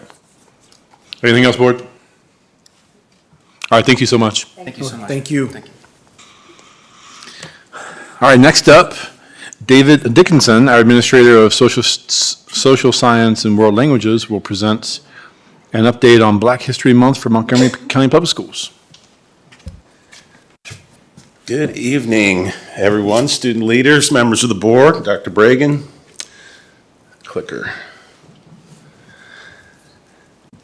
Yes, I'm Dave Dickinson. I'm the Administrator of Social Studies at MCPS since 1976. Who was president in 1976? Do you know? It's Gerald Ford. Gerald Ford, very good. Since Gerald Ford was elected, every American president has designated February as Black History Month and endorsed a specific theme. This year's theme was African Americans in labor. Across Montgomery County and all of our schools, students and teachers were engaged in meaningful activities to celebrate Black History Month and, when possible, make the connection to labor, which was a tough one this year.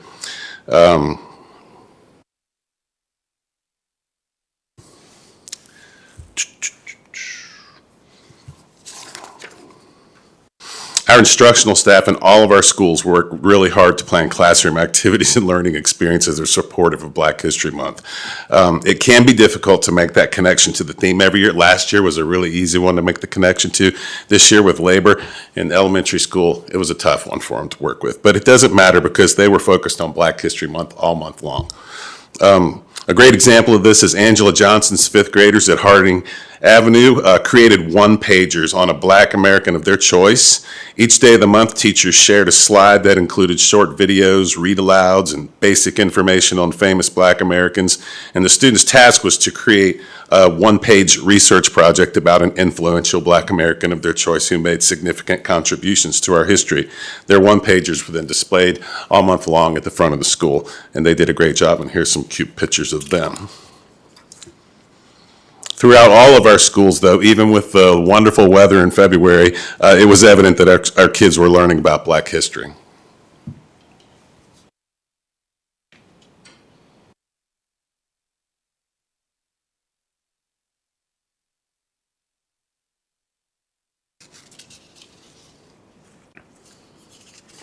I did not use AI on this presentation, in case you were wondering. As you can see, our teachers and school administrators dedicate time and effort to planning thoughtful lessons and activities, and it is our hope and belief that this will help to improve literacy and critical thinking by encouraging engagement with the work of Black authors like Langston Hughes. And we believe that it connects students to STEM innovations by highlighting the contributions of Black scientists, inventors, and mathematicians like Katherine Johnson. We believe it encourages artistic and musical appreciation by introducing students to influential Black artists and musicians like Elizabeth Catlett.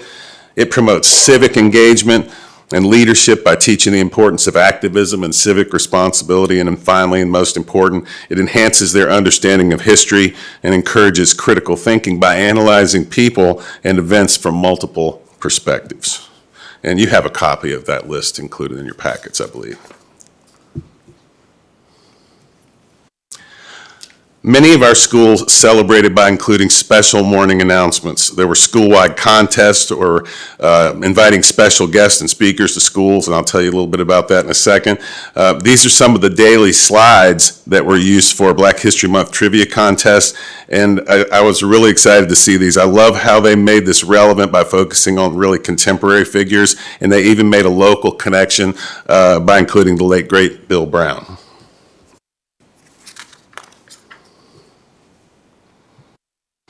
BMS invited Christiansburg Institute Incorporated to visit with all of their students during lunch to share our history of the Christiansburg Industrial Institute. The kids really seemed to enjoy that. They brought a lot of things with them, and the kids spent a lot of time talking to them and learning about Christiansburg Institute. Very, very good. And we also invited Christiansburg Institute in, which is an organization that is a steward of African American history and culture in Southwest Virginia. We invited them to speak at all of our high schools and share the history and legacy of the Christiansburg Industrial Institute, which was the only secondary school in Montgomery County to educate Black students for 100 years, from 1866 until 1966. CI was a great local connection to the overall theme of African Americans in labor, and that was the generating idea behind bringing them in. They spoke to the 11th grade at each building. Anyway, it was great to see. It was great to have them all. And Debbie Sherman Lee, she was one of those. She's sitting in the back there, and I thank Debbie for coming. There she is.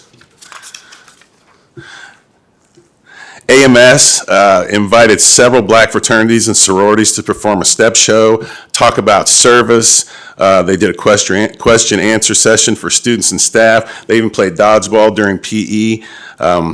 Alpha Phi Omega, Omega Psi Phi, and Phi Beta Sigma were the fraternities that were there. Alpha Kappa Alpha, Delta Sigma Theta, and Sigma Gamma Rho were the sororities that participated. And I have to tell you that Auburn Middle School gets the unofficial, it is very unofficial, but they get the unofficial award for creativity this year. This was one of my favorite things that they did. Oops, there we go. See, AI did not do this. This was one of my favorites done by last year's staff at AMS, but it was so good they used it again this year. The staff created, I would have showed you the whole video, but it was 11 minutes long, and we're not doing that, but I put together some clips from it so that you could see the teachers at work. But the staff created a video in which they all read a part of Martin Luther King's I Have a Dream speech, and they shared it with all the students on the first day of the month to lead off the celebration. So it was great work. Yeah, so despite the weather, and we missed about half of our school days in February, the teachers had planned an awful lot. They scrambled and were able to get it done. I was very happy that they did, and it seemed like it was enjoyed by all. I will point out that I know it's March now. February was last month, but this is Women's History Month, so let's celebrate. Any questions? Okay, thank you so much for that. School board, any questions or comments? Looks very exciting. Looks like everybody had a good time learning. And I know when my son was in school, they had a Black History bowl. What did we call it, Penny? When it was one of the first years, the something bowl that they did, like the quiz bowl. Yes, and they had a ball. They had a ball doing it. So I appreciate having all those different things of learning. Well, if you see that on the very first page of the list of activities there, the work that Auburn Middle School really they were incredibly creative this year and had something crazy going on all month long, crazy but in a good way. So it was great. Ms. Pardon? So thank you for this. It's exciting to see how our kids are learning, and they're excited to learn. What I love about this more than anything is how we not only touch on the history of our famous Black Americans, but I like how we're bringing in our local Black Americans and our heroes, because it gives that connection of where they can actually talk to somebody and ask questions. So I love how we're tying that in, and I hope we can continue to see more of that implemented in with also going back to our historical African-American figures as well. So good job all the way around. Thank you. Dr. Guthrie. This is great. I'm so glad to see that you continued on with Black History Month despite everything else that's going on. Some people see this as, I don't know, DEI, but I think, Black history is American history, and I think the administration is to be commended for honoring Black History Month in this moment. Thank you. Ms. Franklin. So I had planned, if I told you, but then I got sick and I missed every last one of the CI presentations and whatever. Every day it was changed before it was over, So, and I have to echo, in these changing times, I was very surprised to see this presentation on the agenda and very welcomed and hoping to help to send the message to folks that we are going to celebrate everyone. And Black history is American history. Women's history is American history. So as I was thinking about this, every month we could celebrate a different group of people and make sure our students are getting a very, very inclusive and diverse education on who helped build this country. So, it really, the Christiansburg Institute connection really was perfect, because in that 100 years, education changed based on the needs of a growing economy, right? But we had all of those formerly enslaved people who couldn't read, write, or do arithmetic. And Christiansburg Institute was just one of many schools who started doing that, teaching them that way. But then Booker T. Washington came in and started preparing them for industry. And, if you know the history of Christiansburg Institute, you know that it worked with the changing economy to provide those folks with opportunities in trades and industry and go to college. yeah. And I'll say, I could have probably helped you with the whole labor piece, but nobody asked. I'm sure you'll be around next time. Dr. Roundtree. So thank you for this presentation. Very happy that we're doing this at this point in time. The first elected Black governor was in the state of Virginia in the latter part of last century. The first Black governor in the country was just after the Civil War in Louisiana, PBS pinchback. Took 100 years for there to be the second one, over 100 years for there to be the second one. We need to keep in mind the history of our Black Americans and the minorities in our country, that they've played a huge role in building this country to what it is. Also, thank you for bringing up that it is Women's History Month. Sure. Women have built our country too. And it is.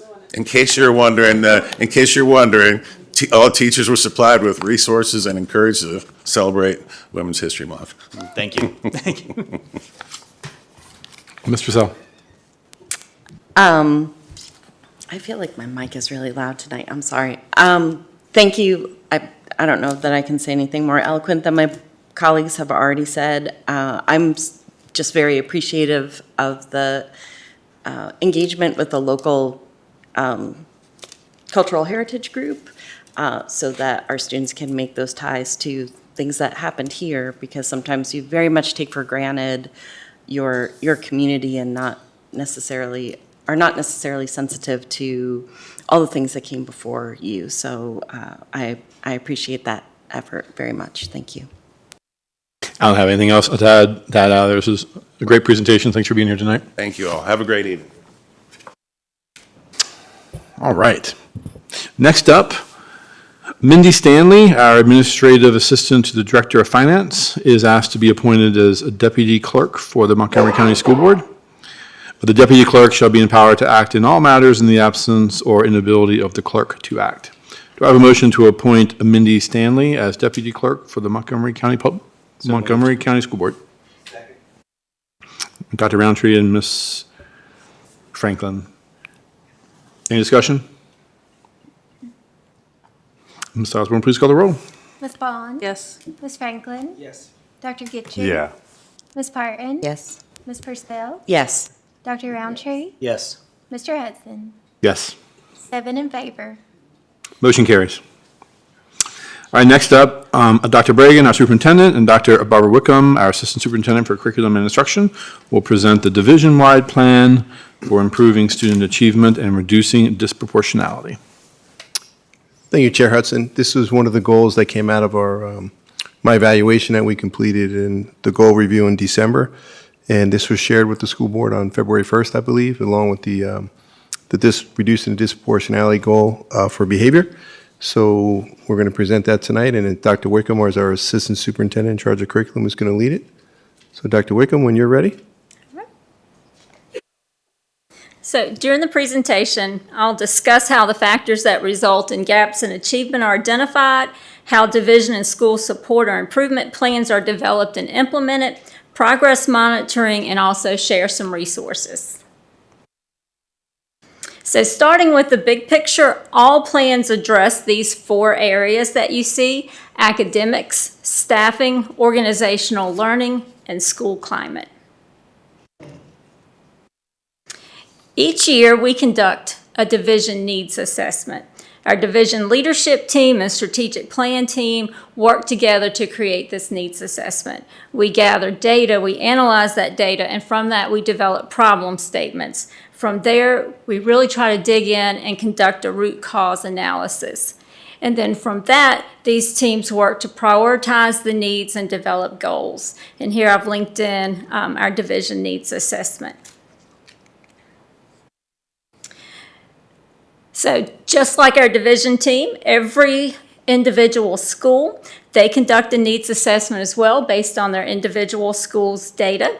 The principal collaborates with their leadership team and their staff to conduct that needs assessment. Again, they gather data specific to their school, they develop their problem statements, and again, dig in and try to determine what's the root cause of this problem.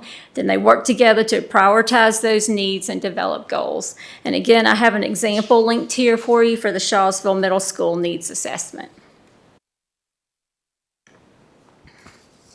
So this is kind of a visual for this process. Some examples of data that we would look at would be different kinds of academic data, attendance data, discipline data, examples of a problem statement. So this came from one of our plans. It's been a challenge to keep students excited about coming to school. We know that chronic absenteeism has been a problem for some of our schools. So as the team started to dig in, one of the root causes, students struggling with learning disabilities or feeling overwhelmed by coursework may avoid school due to frustration or low self-esteem. Next example there. Our teachers are not collectively planning for and using evidence-based differentiation methods in SDI. So again, as the teams work together, why? What's the reason for this? They came up with, due to time constraints, there's been a lack of adequate training in PD focused on these things. Every school plan must contain SMART goals for all underperforming subgroups that are identified by SOL test data. So in other words, they have to have goals that are specific, measurable, attainable, results-oriented and relevant, and then also time-bound. They can be completed by the end of the school year. So, from the needs assessment, the division develops their division support plan. The division leadership team explores, looks at different evidence-based or research-based interventions and strategies matched to the goals that were developed. The team then develops their objectives with quarterly progress measures, and then the division leadership team and the strategic plan team work together to develop action steps for achieving the plan. And again, here you have the link to the MCPS division support plan.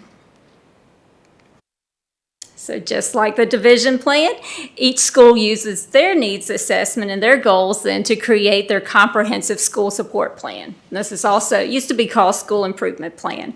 School leadership team then works with their principal. They explore and select their evidence-based strategies or research-based strategies matched to their goals. They develop their student and staff measures, and then they create their action steps for achieving those goals for their school. So some examples of what this looks like. So again, taken from one of our schools, here's a SMART goal. By the end of the 24-25 school year, we will reduce the failure rate for students with disabilities by at least 10%. They showed what that was, going from 47% failure rate to 42% failure rate on math SOL tests. So the question might be, why 10%? This is an acceptable improvement by the VDOE. This is the verbiage and language that they use. So reduction in failure rate by 10% is typically where goals can be written. So evidence-based strategy, you can see here, developing effective fractions instruction. So where did they get this from? Again, one of the resources that's very popular is What Works Clearinghouse. When you go into this, you can find different strategies. They're ranked based on, is there strong support for this strategy? Is there moderate support for this strategy? The student measure then would be 70% of students will demonstrate projected growth on their math assessment. Staff measure, you can see after receiving professional learning in SDI, special education teachers will demonstrate application of these strategies in instruction 70% of the time in the co-taught classroom. And then the action step that might go along with this, co-teaching teams will participate in co-teaching in SDI PD. So again, all of our schools have their school support or school improvement plan, and I won't show you all 20 of these because we might be here for a while, but we'll take a look at this one.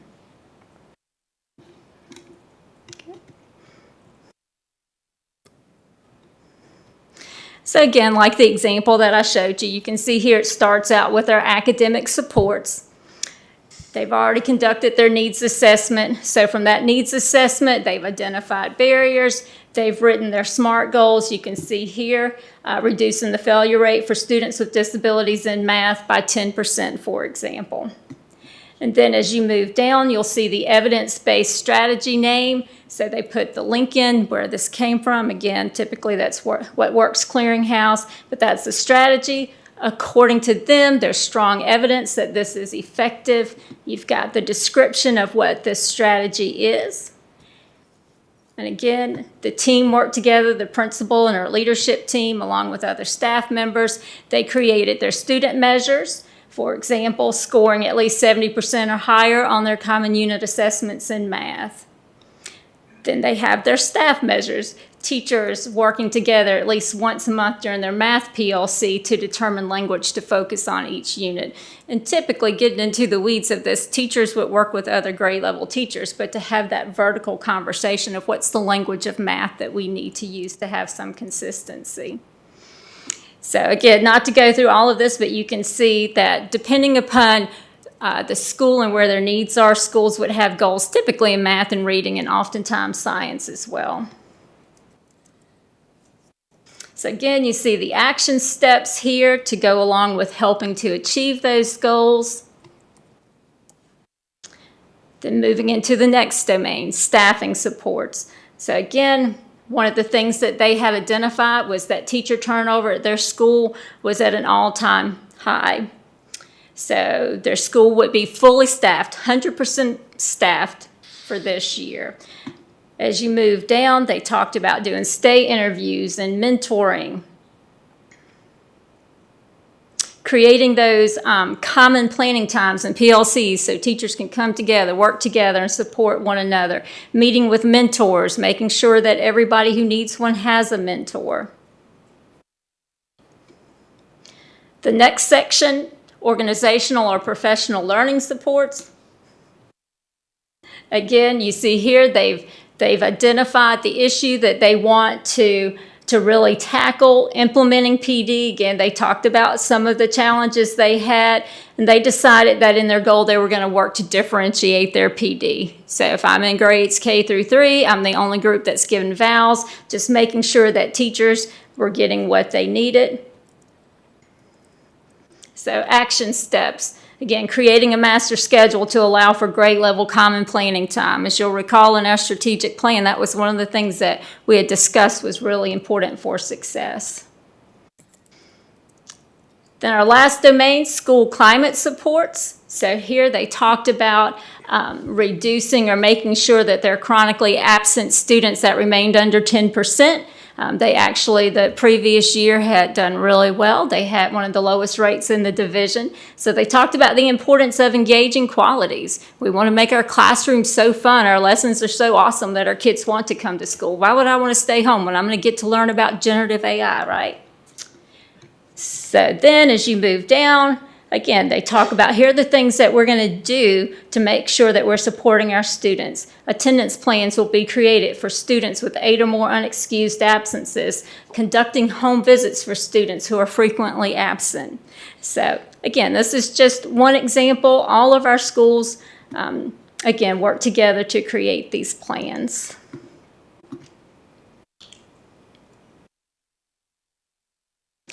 So what's the difference then for our schools that are in improvement? So all of our schools, they work together in the summer. As they come back together, the idea is to have a plan in place. This is our plan for the year based on our data from the previous year. And they submit their plans to the directors of elementary or secondary by the end of August. The difference, of course, for schools that are in improvement, at some point they have to submit their plan to the VDOE for review and to receive feedback on it. All of the plans, once they're submitted, a team of people at central office will meet with the principals, review, give some feedback.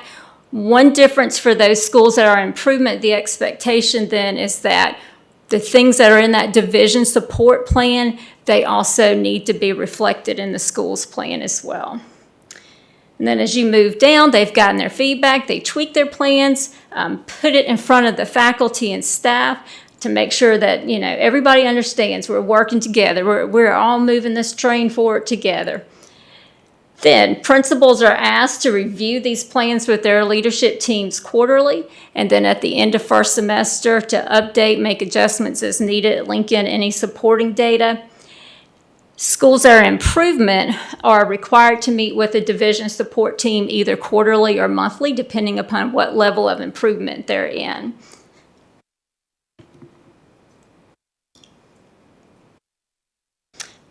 So here I've just linked in a variety of resources. We've got schedules of meetings, some of the tools that the VDOE provides to help us with this work, school visit agendas, strategic plan meeting agendas where we've met and we've talked about the needs of the division and how to develop a plan. So I really like this quote, but the important thing, and we talk about this with our principals as well, you know, yeah, you want to start with a plan, but the plan itself, the creation of the plan, that's not the important thing. What's really important is the implementation of the plan. Is this working? Progress monitoring. And if not, what do we need to do to go about adjusting that plan to make sure we're meeting the needs of our students? So that's, I think, the quickest look I could give you at 20 comprehensive school support plans, but happy to answer questions. Okay, thanks so much for that presentation. School board, who has questions?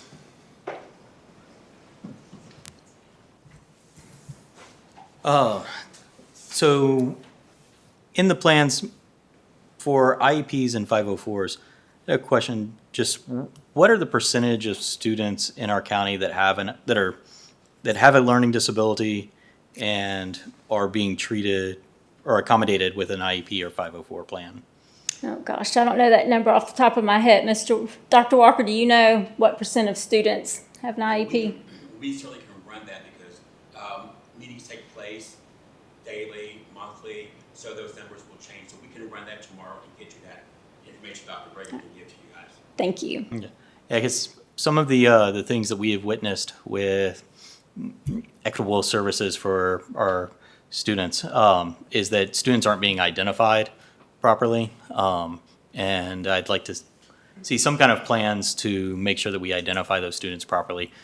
Our school system should be large enough that we can estimate it with national averages of how many students have learning disabilities, and if we're at 60% of that, obviously we're missing 40% of our students with disabilities. If we're at 90%, we're likely still missing 10%. If we're at 97%, we're probably doing a good job. But so that's all. Thank you for the presentation. Change the order up here. Ms. Franklin. So it's nice to have a plan, but unless there is some accountability, which, you know, it kind of vaguely mentions that, but where is the accountability piece and how often is that looked at? So that's a really good question. For those schools that are in improvement, for example, we meet with those schools. For the most part, we have 4 of them that we meet with monthly. And at that time, we're looking at their data. We're looking at the student progress, where our students are. If a school's not in improvement, our directors of elementary and secondary meet with principals on a monthly basis, and that's a topic on the agenda to talk about where they are with their plans. But also, again, the expectation is that the principal is putting this back in front of their leadership team and discussing this every single quarter. And like I said, during the middle of the year, the idea is that you put this in front of your faculty and you're able to see what your progress is. And again, the directors of elementary and secondary then are following up with principals to have those conversations. And I know, again, that's one of the things that they talk about during their mid-year review with principals is their progress on their school support plan. Okay. So during those meetings, are you looking at individual students? Are you looking at the data for the school as a whole? How does that work?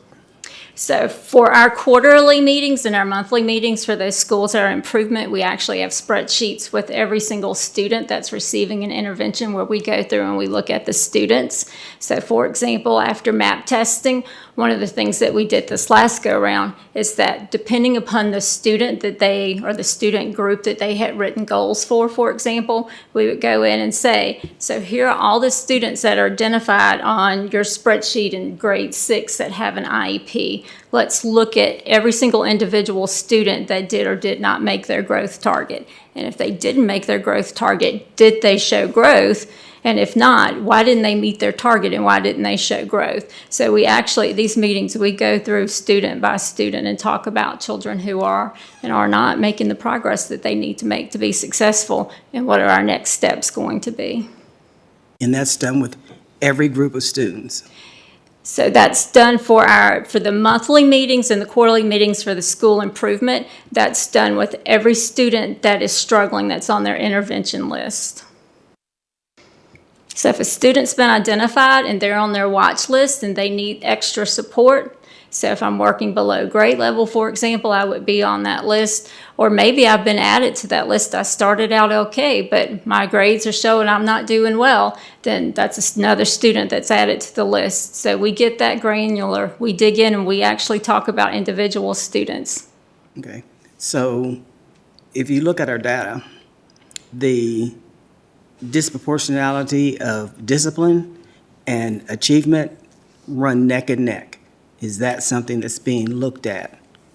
Yes. So one of the things that we talk about for the past few principals meetings, one of the things that we put in front of all of our principals is that we talk about our discipline data. And that's something that Dr. Bragan has shared, like I said, monthly with principals, going through that discipline data and talking about individual students at every single school, having our principals go through.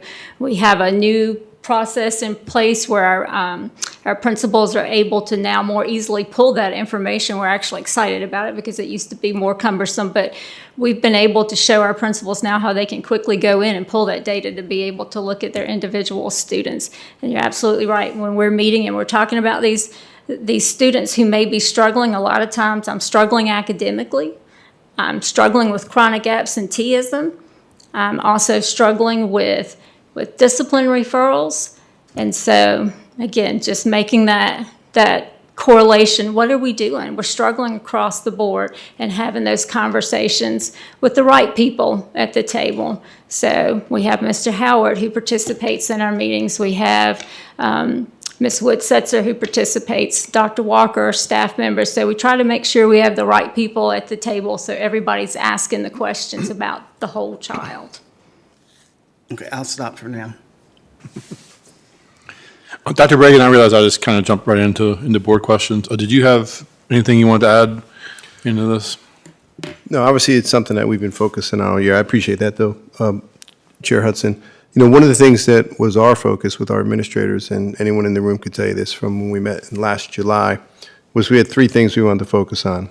And the three things were increasing student achievement for all students, decrease in disproportionality for discipline referrals for all groups, and holding people accountable.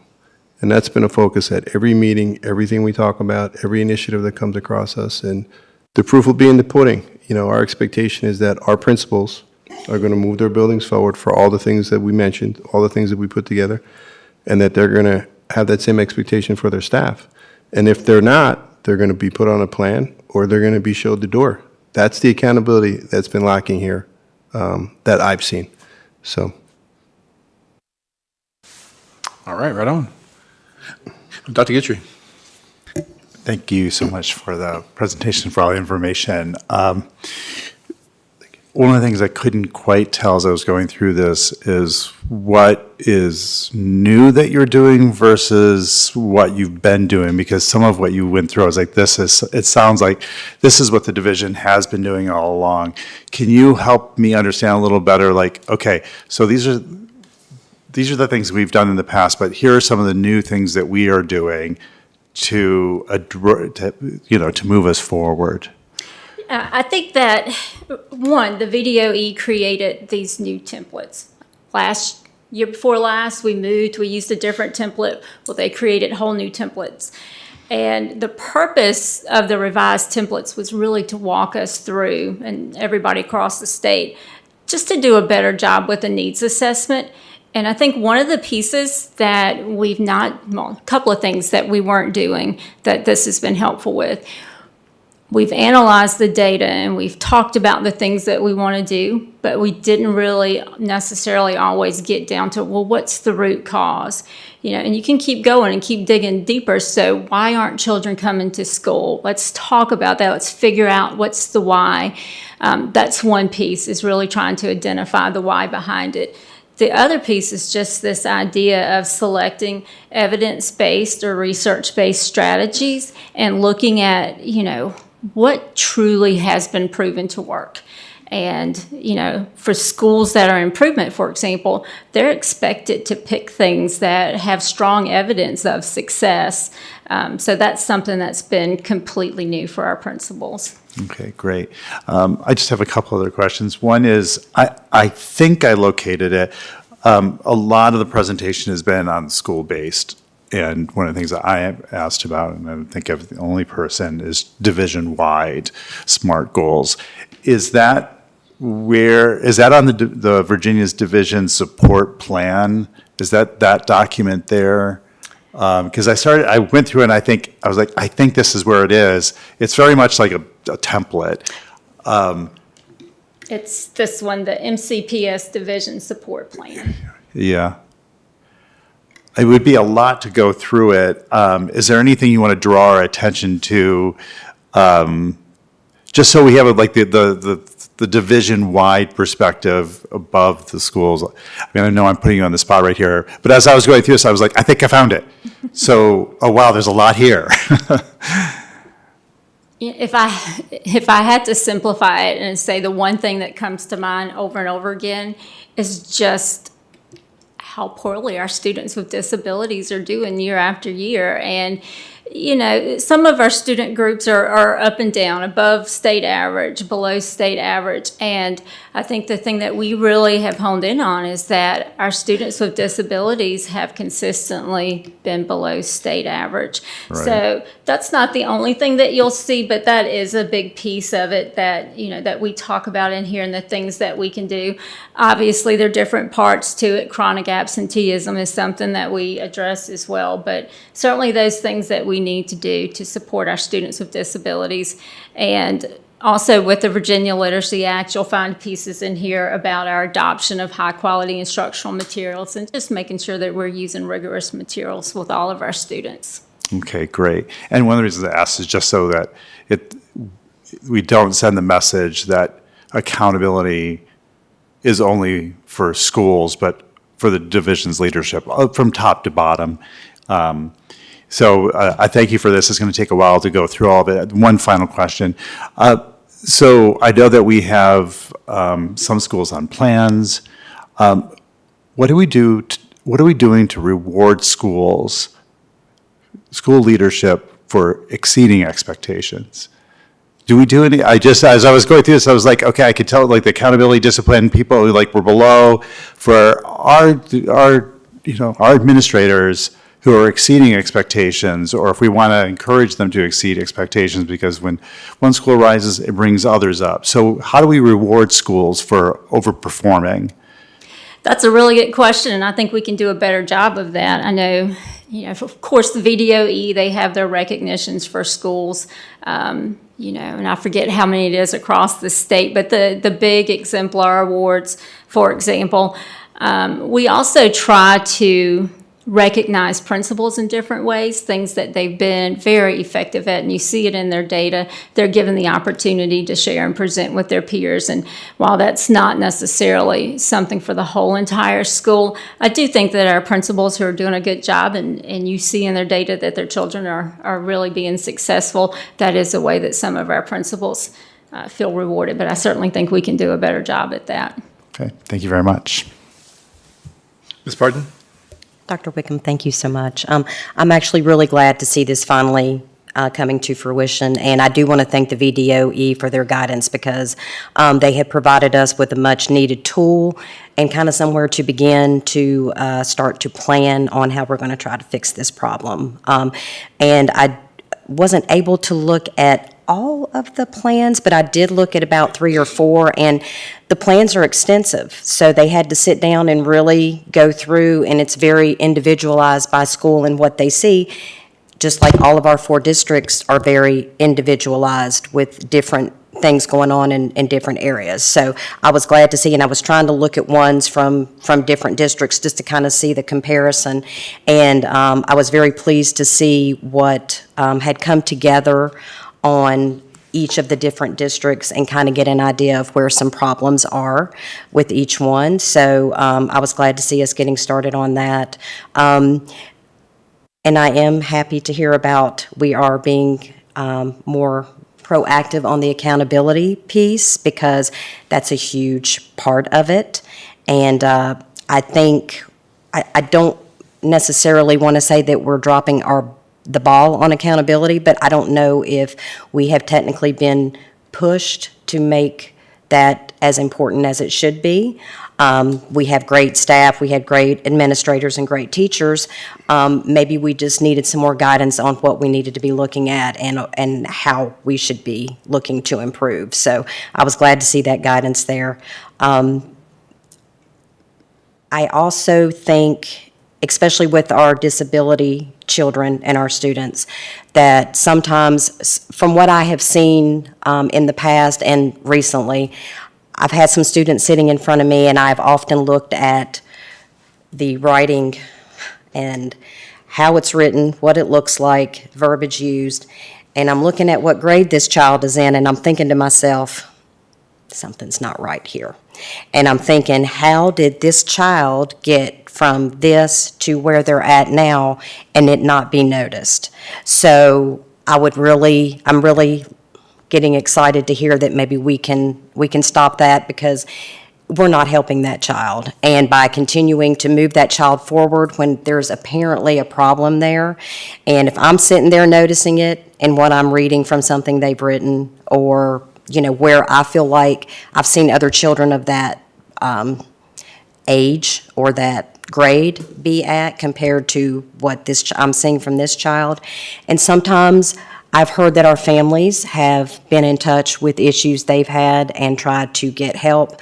And I've heard maybe sometimes we've kind of not provided what we've needed there. So maybe we can have our staff listen more, even sometimes if they're not seeing that there might need to be a need, but the parents know there's a need, and we can kind of come together with them and work that out with them. But our teachers are huge in this, because they're the ones in the classroom with them all day long, and they're seeing things that sometimes even the parents don't realize. And a lot of our kids really trust our teachers and talk to our teachers, and so they know things that a lot of other people don't. So we can definitely start getting the support there, but and it's not just our disability children, it's all of our children, because I think I stated several months ago, I don't remember exactly what meeting it was, I had brought to the attention of the state averages and how we were below, and it wasn't just with our children of disabilities, it wasn't just with our African American children or our Asian children, but we were dropping in every level. So to hopefully see we can help everyone be better and us do better, I'm excited about this plan. So sounds good. Thank you. Ms. Bond? I'm good, thank you. Ms. Purcell? The division needs assessment, is that a self-assessment or does that come from the VDOE? So the division needs assessment, our leadership team works together with our strategic plan team to do that needs assessment. Thank you. I was really glad to see how, you're looking at so many different aspects of how a child can be successful in identifying, like absenteeism and achievement. And I could very much relate to that kind of Sunday scaries that you were explaining, like, oh, I'm not doing so great. I feel behind from everybody who's next to me. I don't really want to be there, so I don't show up, and then, that compounds. So what are you doing to address those situations? Because it is a big problem. Yes, so of course at the high school level, that's where we see the biggest problem, because now once I'm driving, and if my parents are already at work in the morning or they work late and they're not up yet, I may choose not to drive myself to school. I may, just stay at home. So high school has been the toughest place to tackle it, but we've tried multiple things. Again, one of the things that we've talked about is the importance of knowing your students.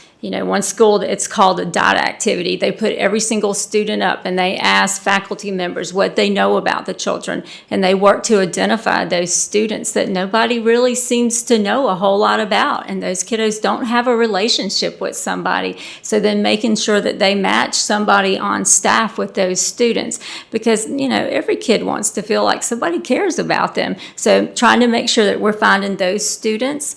One of the things that I talked about was doing home visits. We had one school, for example, they took their chronic absenteeism list from last year and they went out and did home visits with every single family of those students to meet with them and just encourage the parents to get those kiddos to come to school.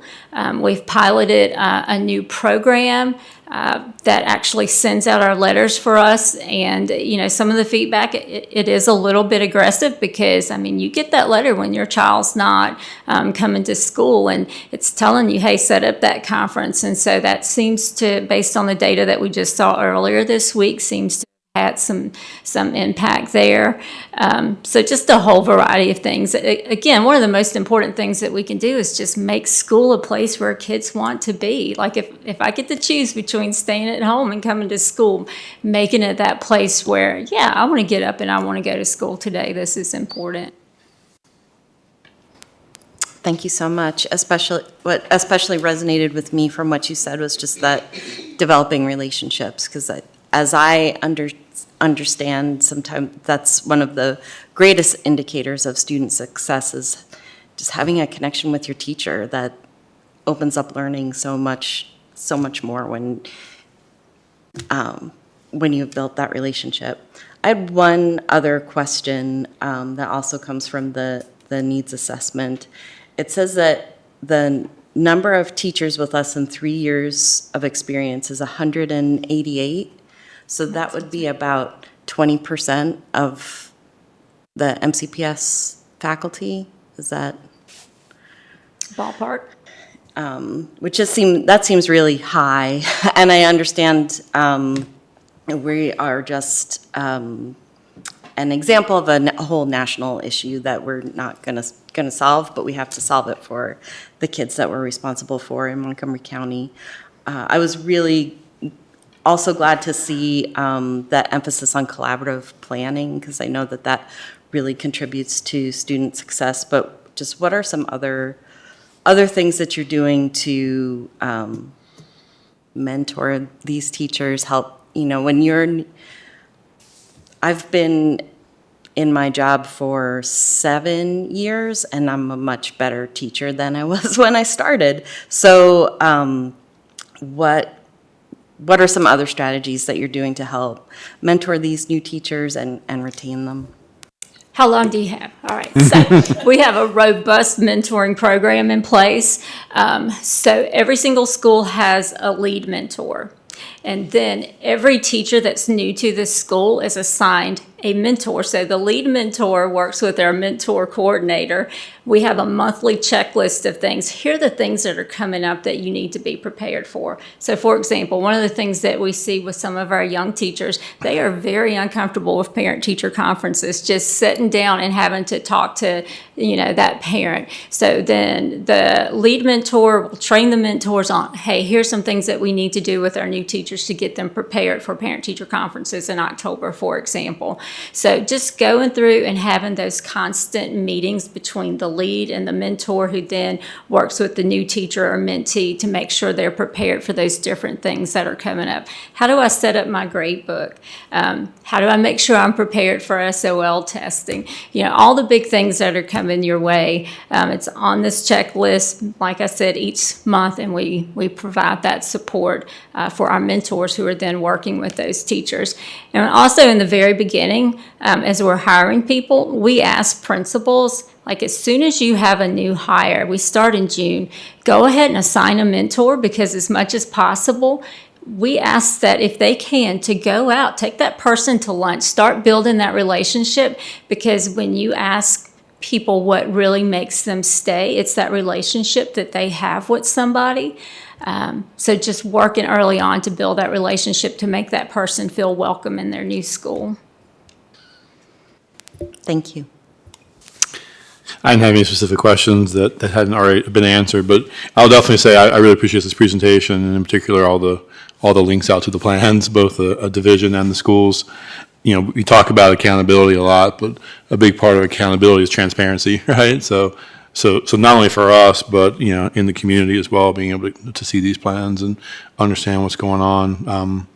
Yeah, I appreciate the superintendent's comments about, you know, accountability and, you know, we're going to do this or else, right? Kind of that's important. But I also really appreciate the comment about let's also reward, you know, schools, administrations who are going above and beyond on this stuff, because the same people that are responsible for this are the same ones responsible for the discipline kinds of stuff and the drugs and all the other things that we deal with, right? So it's a lot that they're trying to juggle, right? So, you know, when they're doing a great job of it, we should definitely let them know it. Board, any other questions or comments? Yeah, I have one more. Sure. So when the team gets together and they're looking at students and what we can do to help and support them, are we asking the student? So unfortunately, when we're meeting with our principals, the school board office team's not asking the student. Our hope, of course, and that's one of the things we need to revisit, is that our school teams are meeting with students. So, for example, one of the things that CMS had started last year was having those meetings, bringing the student in with a team like a guidance counselor, a couple of teachers, an administrator, and talk about, so here are your grades. This is how many days you've missed. What's going on? What kind of plan can we develop to help you be successful for the remainder of the year? But I do think that's something we need to revisit with all of our schools. Is a really good strategy, talking to the students. What do you see? What's going on? Okay. Well, if you were to bring me in with a room full of adults and ask me what's going on, I probably won't say a whole lot. Well, I might, but other students, most students would not. And a lot of that is because they don't feel like they've been heard in the past. So for them, the truth is in the pudding, whatever, you know what I mean? For them to be able to trust and be able to have that communication as to what they need to help them do better, which helps us all do better.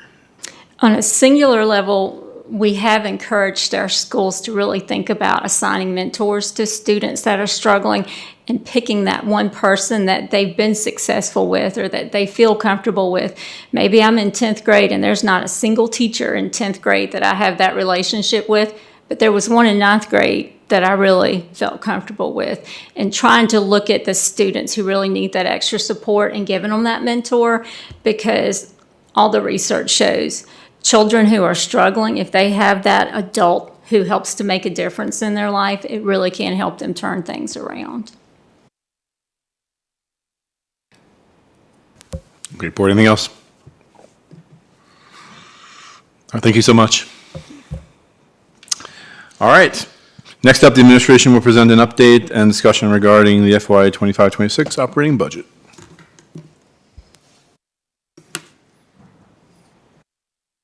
You can pull that one up, right? You go right on to the next one. All right, thank you, Chair Hudson, and I appreciate you guys coming up. Thank you, Trevor and Angela. You know, we had the joint board meeting last night where we talked to some of the budgetary things, and we had gone to the Board of Supervisors meeting when they went over what their budget was going to be. And there were a couple things that I wanted to make sure we shared at this meeting that we touched on yesterday, and I sent some of those through an email. There were some changes in the calculation tool that worked to our advantage and gave us some more monies from the state than we had anticipated. And when we go to the slide that shows all that, we'll show that to you. But, you know, it's about $1 million more. And there was some more money that was also put into the school nutrition fund. And, you know, those were some of the numbers that the county used yet last night to say that we're at 50% of the monies. Well, it's 50% counting the additional state monies. And I think some of us had pointed that out as well, right? So we did get more monies from the state than we had anticipated, which would mean we would request less from the Board of Supervisors to meet what our initial goal was. However, if you go on the next slide. So this was our final ask, and I apologize because it looks a little blurry. Those aren't my glasses, right? Can't tell when you get to 60. But anyway, this is our budget. This is what we're asking for. These are the increases and the things that we wanted to. Obviously, anything that's been previously in the budget is already in there, and that's expected to maintain it. And then any increases in what we want to account for are listed there, and it comes out to about $7.7 million in an increase, which would bring the total budget to $154 million approximately, as you see in the middle of the page there. Further on down are where the revenues are. And that was the change in the calc tool. That was at 81 and change, and it's 82,447,000, which would be our state aid anticipated for next year. Our federal is about the same, 5.2 million approximately, minimal with the local revenue, and that would mean that the county revenue we have there is 61, is what we got this year, 61 million. So that would mean we have a deficit of the 4.4 million. Right, that we would ask the county for. And then we add the school nutrition budget, which isn't part of the operating budget, which would be different if we wanted to pay for all the school lunches, and that comes out to that 1.2 and change on the bottom. So our ask for the county was to make sure we can meet this budget need that we have listed here was $5.6 million. Go to the next slide. The county's budget as it's presented, and now it hasn't been voted on, and they haven't determined an actual tax rate, so anything could change. I don't anticipate it going up, though, was that in their budget, and because of the budgetary constraints that the county needed for some of the fire stuff that's going on down in Charlottesville and Elliston, was going to be an increase of $2.7 million. We're asking for 5.6, so that means we get a deficit of 2.9 in what we've asked for, okay? Does that make sense? Next slide, please. So what does that mean? So on that initial slide, we had all the things that we were asking to increase. So what I listed here, we listed here, I apologize, is those are the personnel. The administrator of fine arts position we talked about since I've been here. We talked about the need for the additional special education teachers and paraprofessional support. The gifted teacher, the ELL teacher. We talked about additional nurses. We talked about the need for the 504 coordinators and additional custodians. And the reduction of the 4 teachers is we probably, due to our reducing, slowly declined numbers in elementary, we could probably get away with that, and that's why we put that as a negative there. So that's where that 360 comes from. And tonight's presentation is just to share with all of you, to digest it, to think about it, so when we meet again, when we say, okay, we have to find that 2.9 million, where do you all think would be best for us to do that, okay? So these are the additional personnel that we have included in this budget. And these are the programs. All right, the first one is the salary enhancement of 3% raise. I don't think we can touch that because that's tied to the state monies, and that's what the county has agreed to go up. All their employers are going up 3% as well. And our monies from the state for the SOQ positions are tied to us giving that 3% raise. So if we cut that, that would reduce some of our state aid monies. The minimum wage increase is the number we put in there to get everybody up to that $16 an hour. The 2 salary guide adjustments, one for the teachers and the classified staff, you see what those numbers are there. The school board salary increase, which you haven't had in a very long time. The school security officer program is there, dual language immersion program. The additional instructional needs, and if at some point y'all want us to break that down, that comes up to, technology and different support supplies and things like that, that we can go over individually if you have a question on that. Additional PD, and then the bottom one is the free lunch and breakfast from the SNP increase of 1.2 million. So the idea tonight was just to share that with all of you and share those numbers. I know we touched on it a little bit last night on what that amount was, but I think when we come back with our final budget, unless the county comes up with something different, they're going to give us a $2.7 million increase, and we have that $2.9 million deficit that we have to figure out how we want to do that. I'm open for any questions, thoughts. Thanks for that presentation. Well, I would like to see a breakdown of the additional instruction needs. Okay. And a breakdown on the breakfast and the lunch. Because quite frankly, listening to our students tonight gave me a better perspective of if we can't do both, even at the state level, then which one is going to be more beneficial? And from listening to our students, it sounds like the breakfast is going to be the most beneficial if we have to cut something somewhere and it comes down to that. So I'd like to see those two broken down. I have that spreadsheet. I'll share it with you as we talk right now. Okay. I don't have the breakfast and lunch. I need that from y'all. We can get that. Okay, we'll go around. Dr. Roundtree? Yeah, so getting a finer breakdown would be very beneficial so that we can start trimming. Also, there's lots of people that like to say that there's a lot of waste in our school systems. I'd like them to go and tell the teacher that's spending money on school supplies that there's a lot of waste in our school systems. And to our community and our teachers and everybody else out there, if you like the budget that we put forth, show up at the Board of Supervisors meeting and tell them that you like the budget that we put forth.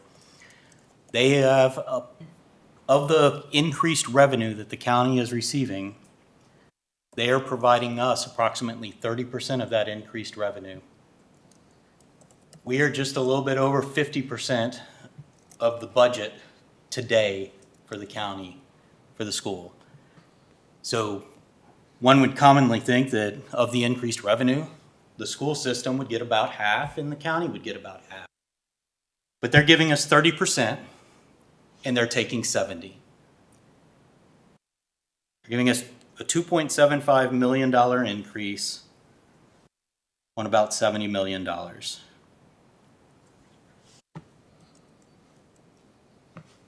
So with that, we'll do what we have to do when we're given the amount of money that we receive. We're not able to generate revenue. That's the Board of Supervisors' job. And the Board of Supervisors tells us how much we get to spend. That's it for me. Ms. Purcell? I wonder if it makes sense to have a special meeting dedicated to making budget decisions in April. I know that we had a lot of things already kind of in the wings for our scheduled April meetings. If that might make something a little less long. That's my only thought. I don't know if I need to make a motion or we need a thumbs up on that or what. Yeah, let's let everybody go around and kind of share their thoughts, and then we'll come back and kind of give a thumbs up on that if we want to pursue that or not. Ms. Vaughn? Well, in order to find $3 million, it's going to have to be the big budget items. I mean, you can hassle it all around all you want, but it's got to be the big ones. So when we're all ready to discuss it, then we'll just have to throw it out there. Ms. Pardon? I agree with Ms. Bond. I'm sitting here now trying to figure stuff up, and I have had people share with me thoughts on some things about the budget on both sides. So if time would permit, it might not help for us to get together and put our minds together and try to see what we could, or what the majority of the board thinks might be the best things for us to eliminate should we not get what we are requesting. Again, in a perfect world, we would get everything we've asked. I don't know if we've ever gotten everything that we have wanted in a budget since I've been on the board. So we've always had to make cuts somewhere. So that's where I'm at. Dr. Guthrie? Okay, so I think I'm a little confused, because we just had a conversation yesterday, and when I was looking again at the sheets, so we saw their proposed budget from the Board of Supervisors, and the third slide included school operations just over 6 million, the 49%. And then there's the undesignated proposed and designated proposed. Is that where you're getting the 2.75 million increase? Like, where did that number just come from? Or where did it come from? I don't have last night's in front of me, but it came from their presentation on February 24th, where they presented their budget for the county. Yeah. I don't have that in front of me, so I can't speak intelligently from it, but I could pull it up while we're talking. But that's the number. I'm confident that what the increase they would allow us from their increase in revenues is $2.75 million. Okay. I didn't glean that from our conversation yesterday, that I thought there was going to be some back and forth, and there was a lot of emphasis on the school lunch, breakfast and lunches, and I knew there was pushback on that, but this goes well beyond. I mean, I'm just going to be on record saying I'm incredibly disappointed in the Board of Supervisors. I know that they have needs. If you've got needs, you need to find revenues for them. And for us to have had that conversation, and for it not to be an honest negotiation, I shouldn't say not an honest negotiation, but to focus so much on the one program without saying to us, by the way, you're going to have to cut $3 million from your request, like half of your request, then I think it could have been it would have been a different conversation. If the county has the needs, find the revenue, rather than cutting back on the school division and being like, okay, we're going to take care of ourselves as a county, but you deal with you're going to have to deal with the imbalance and allocation and just cut from programming. So this goes well beyond that conversation we had yesterday about offering free meals for our students. So I'm just going to be on record that I'm really disappointed in our Board of Supervisors at the moment. If you have to make those allocations, if it's incumbent upon them to deal with EMS, then find the revenues. Maybe you should consider increasing taxes if this is something you must do. I know that we need to have a conversation about cutting. I know we're not going to get what we need, but that is a significant difference from our request. And so I think that there should be more of a negotiation with the Board of Supervisors, and that we should go back to the table with them. Yeah, unfortunately, they hold the strings. We don't get to negotiate with them. Just to go through these budget considerations, if you could go back one slide, I guess. We got to cut $3 million. S&P, free lunch, free breakfast, might be able to pull off breakfast when we start cutting on here, but we're not going to be able to pull off both of those. The next small items, because I'm pretty sure that we're not going to hit salary enhancement of 3%, but we may actually have to get to that. Our dual language program, additional instructional needs, SSO program, that only gets us up. If we cut all of the meals at no cost, that only gets us up to $2 million. Now we're getting rid of our compression scales. The only thing that we can take on this list is our 3% rate.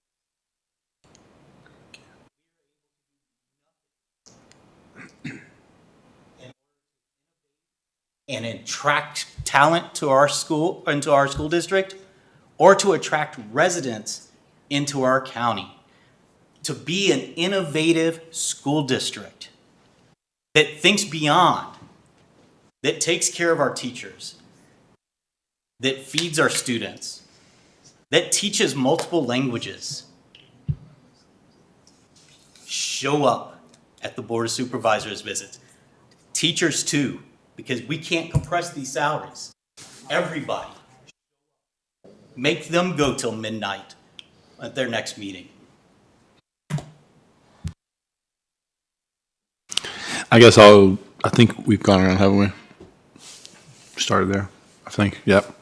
Yeah, I guess I would just say that I found the presentation last night to be a little bit confusing myself. I got bad eyesight, so I couldn't exactly see all the numbers on the screen, which is why I asked Dr. Bragan, I think at one point, to kind of explain the difference between what you were presenting and what they had presented, because that number, that gap wasn't identified anywhere, right? So I remember you saying that, but there wasn't much of a discussion afterwards, right? We kind of pivoted into the lunch discussion, and we never really kind of got back to that. So, but yeah, I mean, other than complaining, the only thing that we can really do is advocate for the community to show up, and like that's who the Board of Supervisors listens to. It's not us. So talk to your constituents and get them to come out and advocate for us. Any other comments? Appreciate the presentation of information tonight, for sure. Yeah. So do we want a You're right, standalone yes, meeting absolutely right. to deal with the budget, or roll it into our 2 April meetings? So can we talk about timeline a little bit in terms of when, I mean, theoretically, any decisions we make now are premature until we know exactly what they're going to do. We can preemptively make have some thoughts around what we might choose to cut if they stick with their budget, but, something could happen. Maybe the county shows up in a show of strength and support, and minds get changed. I don't know. So in terms of the timelines, when do we need to have our final budget approved? Well, they're going to advertise the tax rate on March 24th. April 10th is the public hearing on the budget and the tax rate. And then April 21st is the special meeting to adopt the budget and the tax rate. Okay. So whatever we do would have to be before they adopt the final rate. Again, I don't know if they would change, but that's their schedule they provided last night from the county government. So if anyone wants to show up, April 10th is the time to do it. Is that correct? Public hearing. Yep. March 24th is the advertised tax rate and budget. You could discuss it at that point too. That will be the advertised, when they pick what the advertised tax rate is going to be. Okay. We have to show up at March 24th. March 24th. Okay. Because you have to get the tax, if they're not going to cut their budget, want to fund us at a reasonable amount, then the tax. So what I heard, I think, was they can't go above the advertised rate. So that's when they're going to determine what the advertised rate is. So it would be the 24th, which is next Monday, I believe, right? Okay. So then I guess back to Ms. Purcell's question then, is there value in us trying to do a special session in between our normal sessions in order to kind of work through some of this stuff? Before that? Yeah. I don't know what that would achieve. Because they're not going to talk before that. Okay. That's my thought. I mean, Yeah, After we find out what we're going to get, yeah. Well, when do we have to decide on our budget so that contracts can go out? Yeah. I mean, we'd want to do that early as we can, but I think last year was the first meeting in May or last one in April. It was late last year because we get a little bit of a cut last year too, if you remember. Right. Mm-hmm.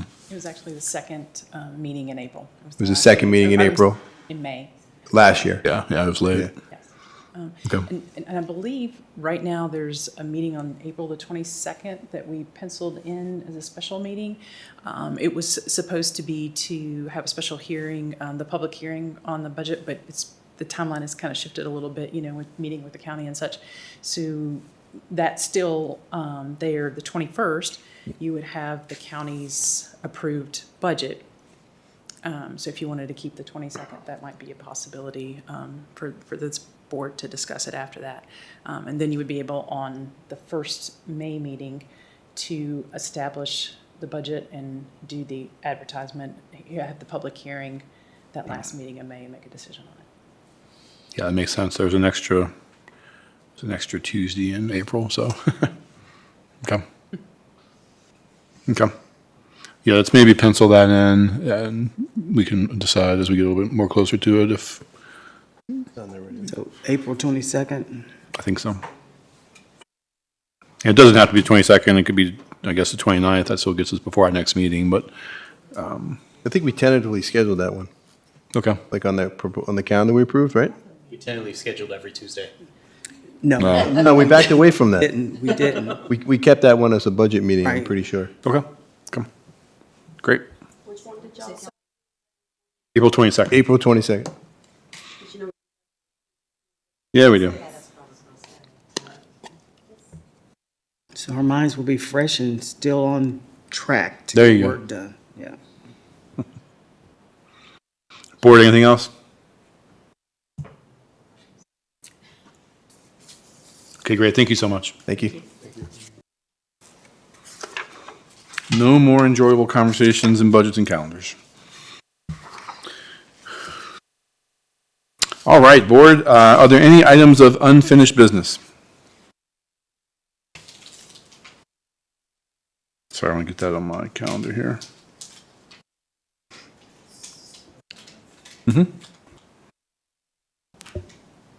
I guess still want to know when the hate speech, when we're going to get an update on the plan and implementation. We'll have that at the next school board meeting, April 1st. I think that's the next meeting, right? April 1st? Right.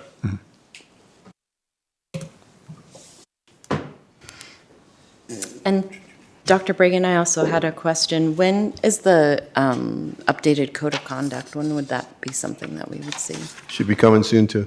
We'll try to do that, if I can get that done then, too.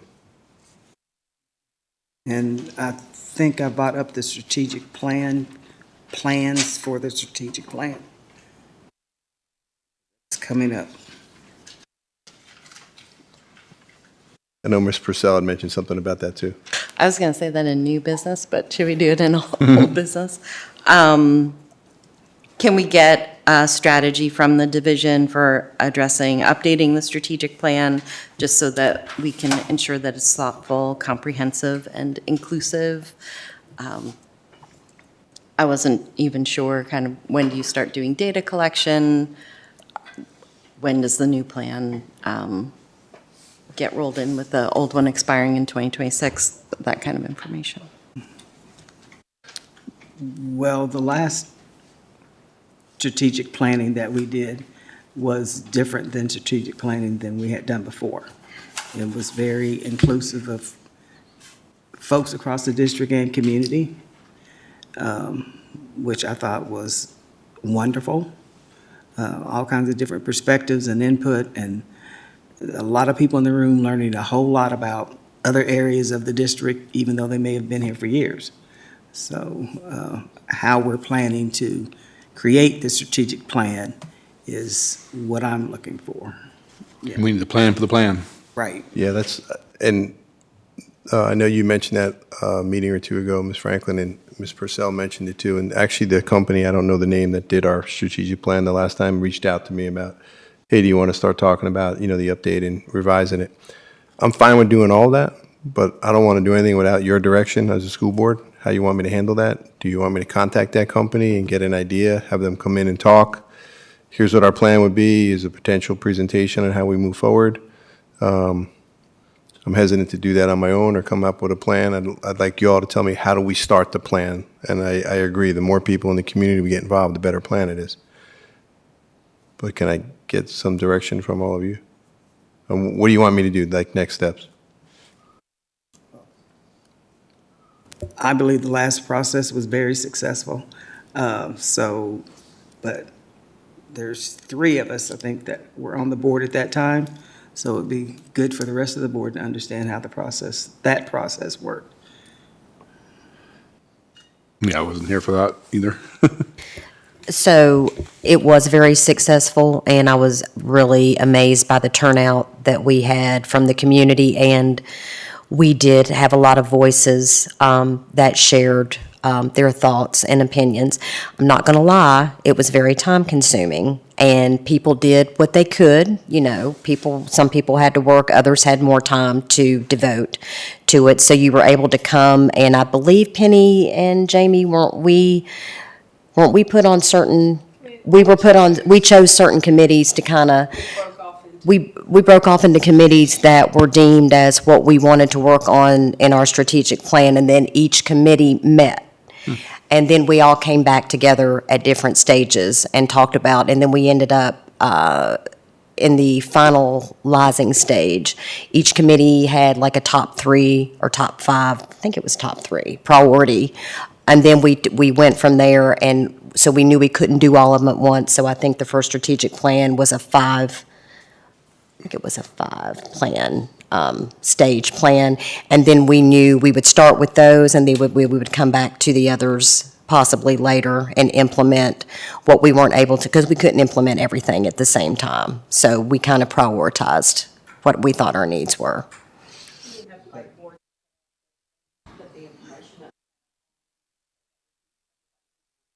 You know, what we were doing and what.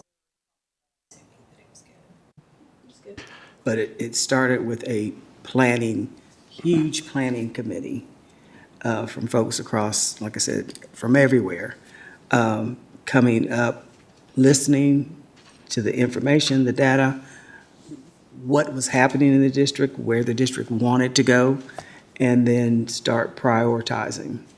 And then we came up with, I think it was 5, equity, instruction, facilities, poverty, and mental health, I think were the 5. Now that were then broken down to subgroups, and then folks were pulled in to work on those goals and the outcomes and implementations. It was very, very involved, and as Dana said, time-consuming, but well worth the effort. Would it be worthwhile for me to contact that company and see if they can do a presentation on April 1st on what the process potentially would look like, and if y'all are interested in moving forward that way? I think so. That's who we used before. Yeah. It seems like a bigger endeavor than we could hope to achieve on our own, so. But Wait, just to clarify, so it was the company that led all of this. Was there a director of it or somebody? The company was, or was there somebody in MCPS that?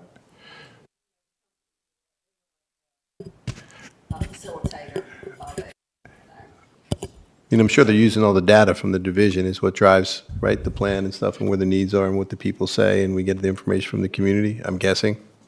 So Your mic's off, Penny. I think it was Cumberland or something like that was the name of the organization. And Wayne Harris, former superintendent in Salem, and I can't remember the other gentleman's name, but he was actually served as interim superintendent between Blackburn and Meyer, were the facilitators of the process. And I can't remember who was the lead in the district. I can't remember. Do you remember? Barbara, were you here? I'm thinking.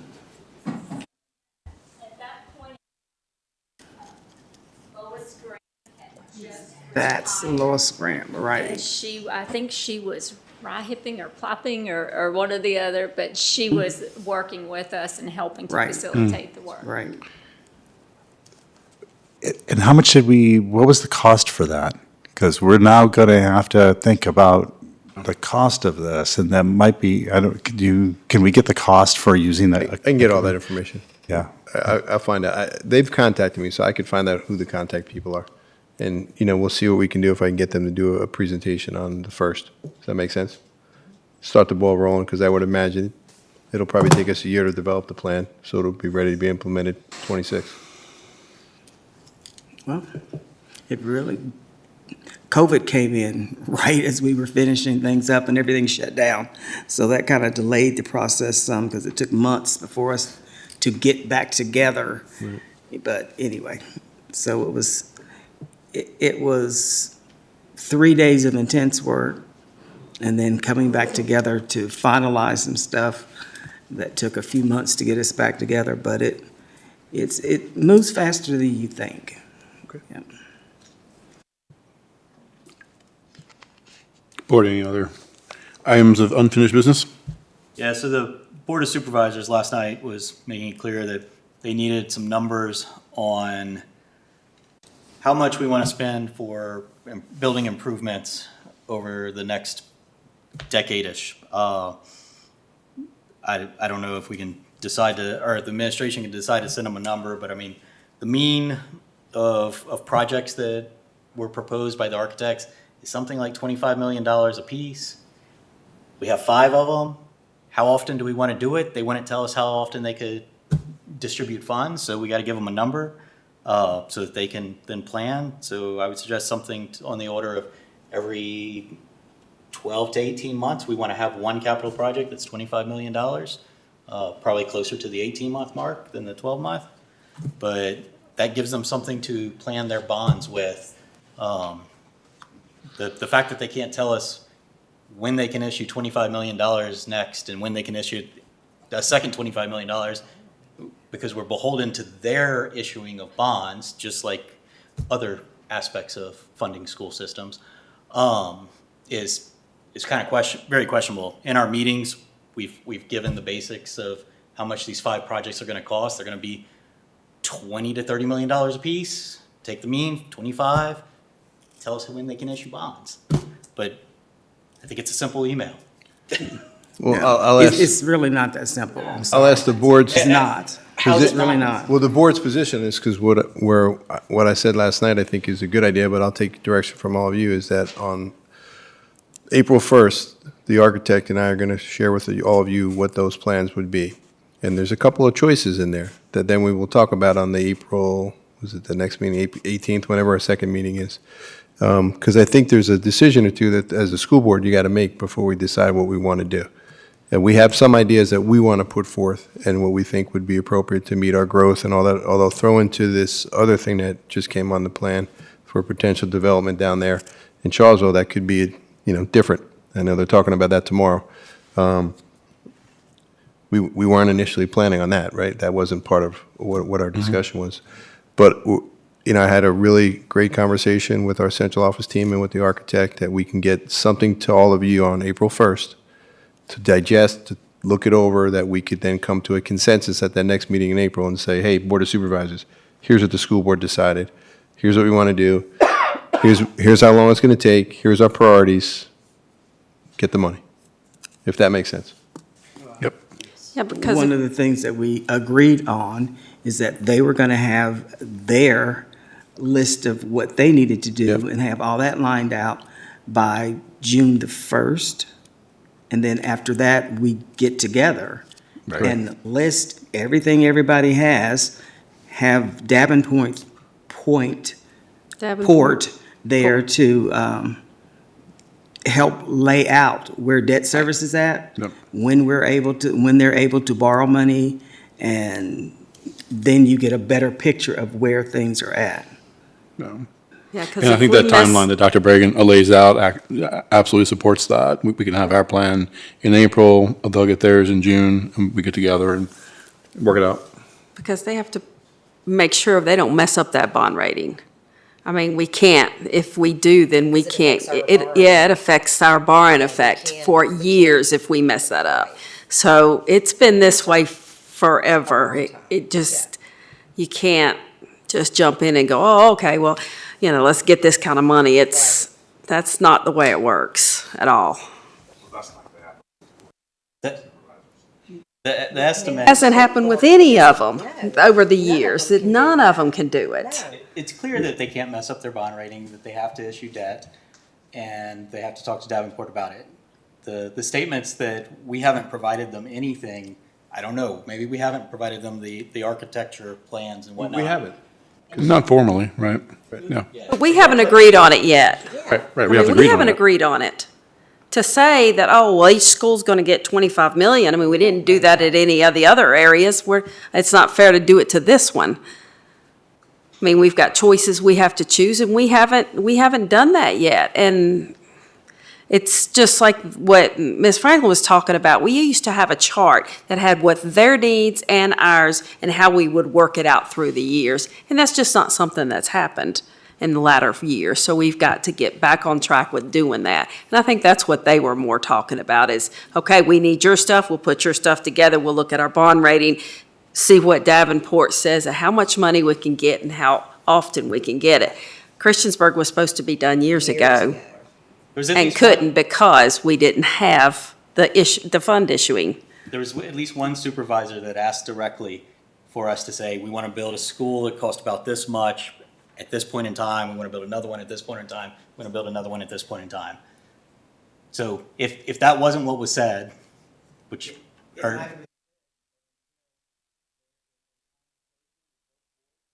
As to what the county's needs are, what the school district needs are, which we haven't prioritized yet, then everybody gets to hear when there can be bonds issued.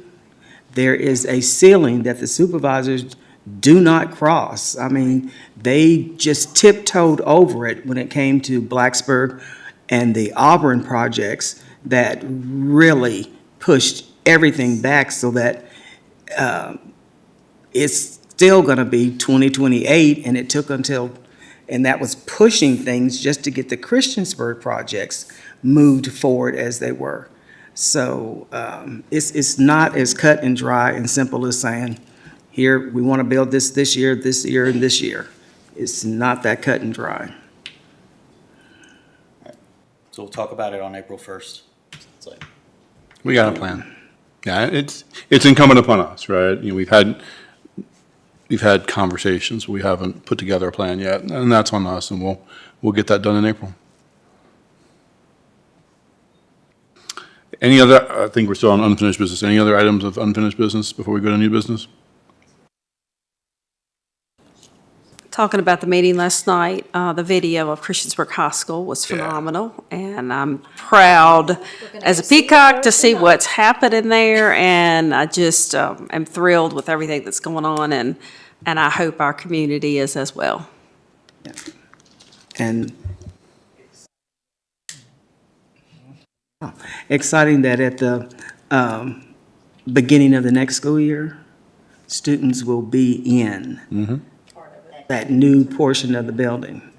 And I can't wait for folks to see the renovation when it is finished and how seamless that building will come as one. Yeah. Is that video available to the public? I forget. If not, we'll put it on the website. We'll put it out there. That'd be awesome. Any items of new business? I'd like to ask the division to put together what I've seen it called a monitoring schedule, just some kind of thematic approach to our meeting content so that we have some kind of logic to, hey, we're always going to have discipline presentations in September, and we'll always have academic opportunity presentations in February or something like that, just so to perhaps streamline things a little bit. And it used to be like that. It did. It was on a secular cycle, and you knew what was coming up at different points in the year, because that's when they either had to be approved with different programs, or this is when we need the information so that we can make sure we're on track with what we're doing and not waiting till the end of the school year to try to make corrections and things. We can put that together and bring it to y'all to take a look at. Sure. It would make agenda prep easier if we kind of had a calendar of some of that stuff, right, that we started with and then added things in around it as we needed to.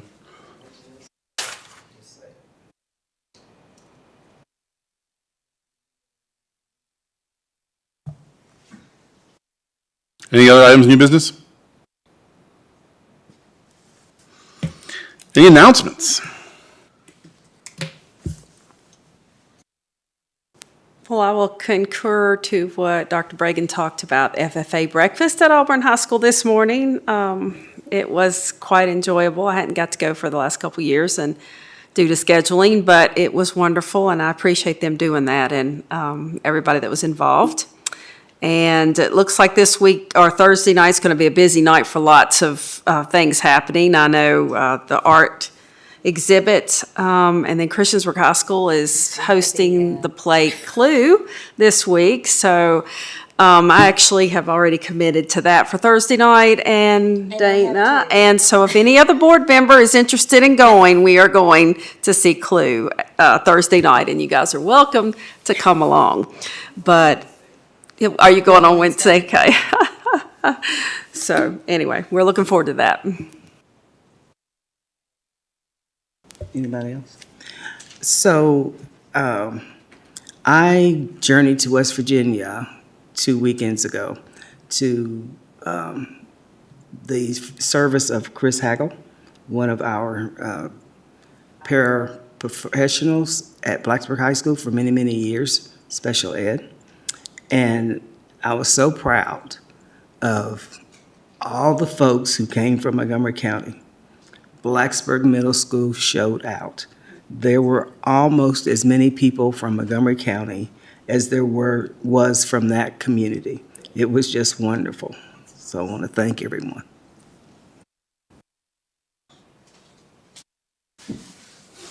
I guess I'll just lob in a shout out for all of our students who participated in one at the Blue Ridge Highlands Regional Science Fair, both from our schools and students through Southwest Virginia Governor's School as well. So.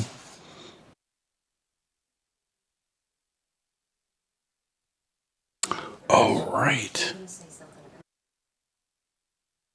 We're going to save that one and make a special presentation, I think, because Roger that. That makes more sense, doesn't it? Yep. Yeah. Yeah. At the next meeting, right? I agree. That's what I was going to mention, actually. It was all over the news, but in case somebody missed it, I just wanted our community to know that we were all there, the ones that could be, and we also had several members of the Board of Supervisors, which was very nice that they came and joined us. And it was a pleasure and an honor, not only to Montgomery County Schools, but especially to me, because the teacher, Miss Anna Drew, is a teacher from Shawsville Middle School, and she did receive, and it's a national award called the Milken Award. I had never heard of it before, and I did not realize that it is not an award you applied for, but they found you.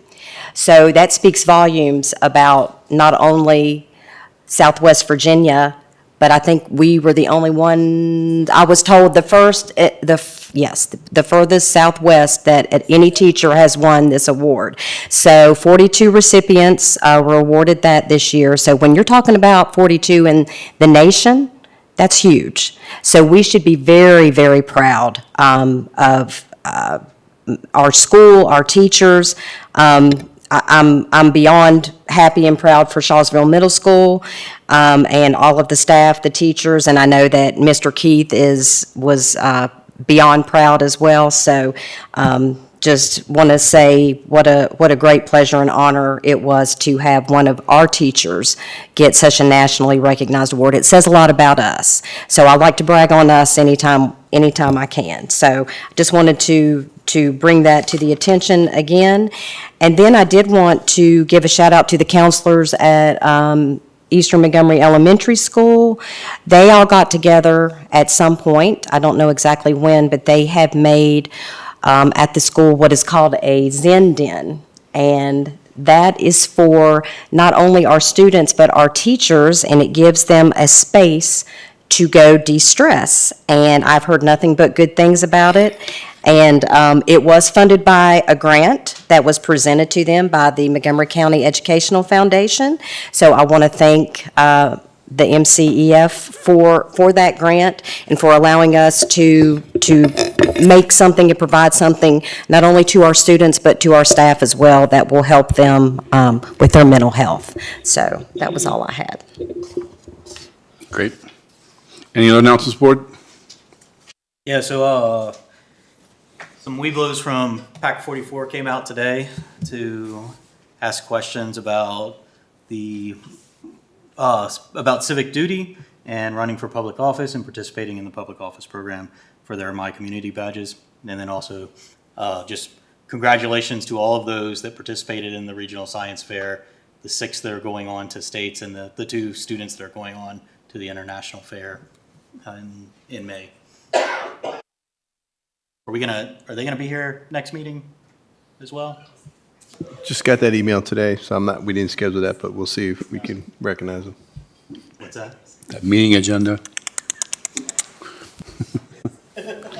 All right, cool. Upcoming school board meetings. Hey, the next one's April 1st. How about that?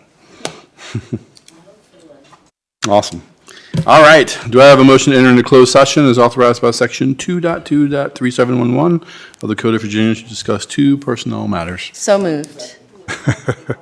Ms. Purcell and Ms. Franklin, any discussion? Ms. Osborne, please call the roll. Ms. Bond?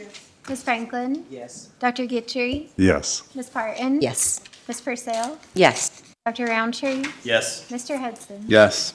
7 in favor. Motion carries. We're in closed session.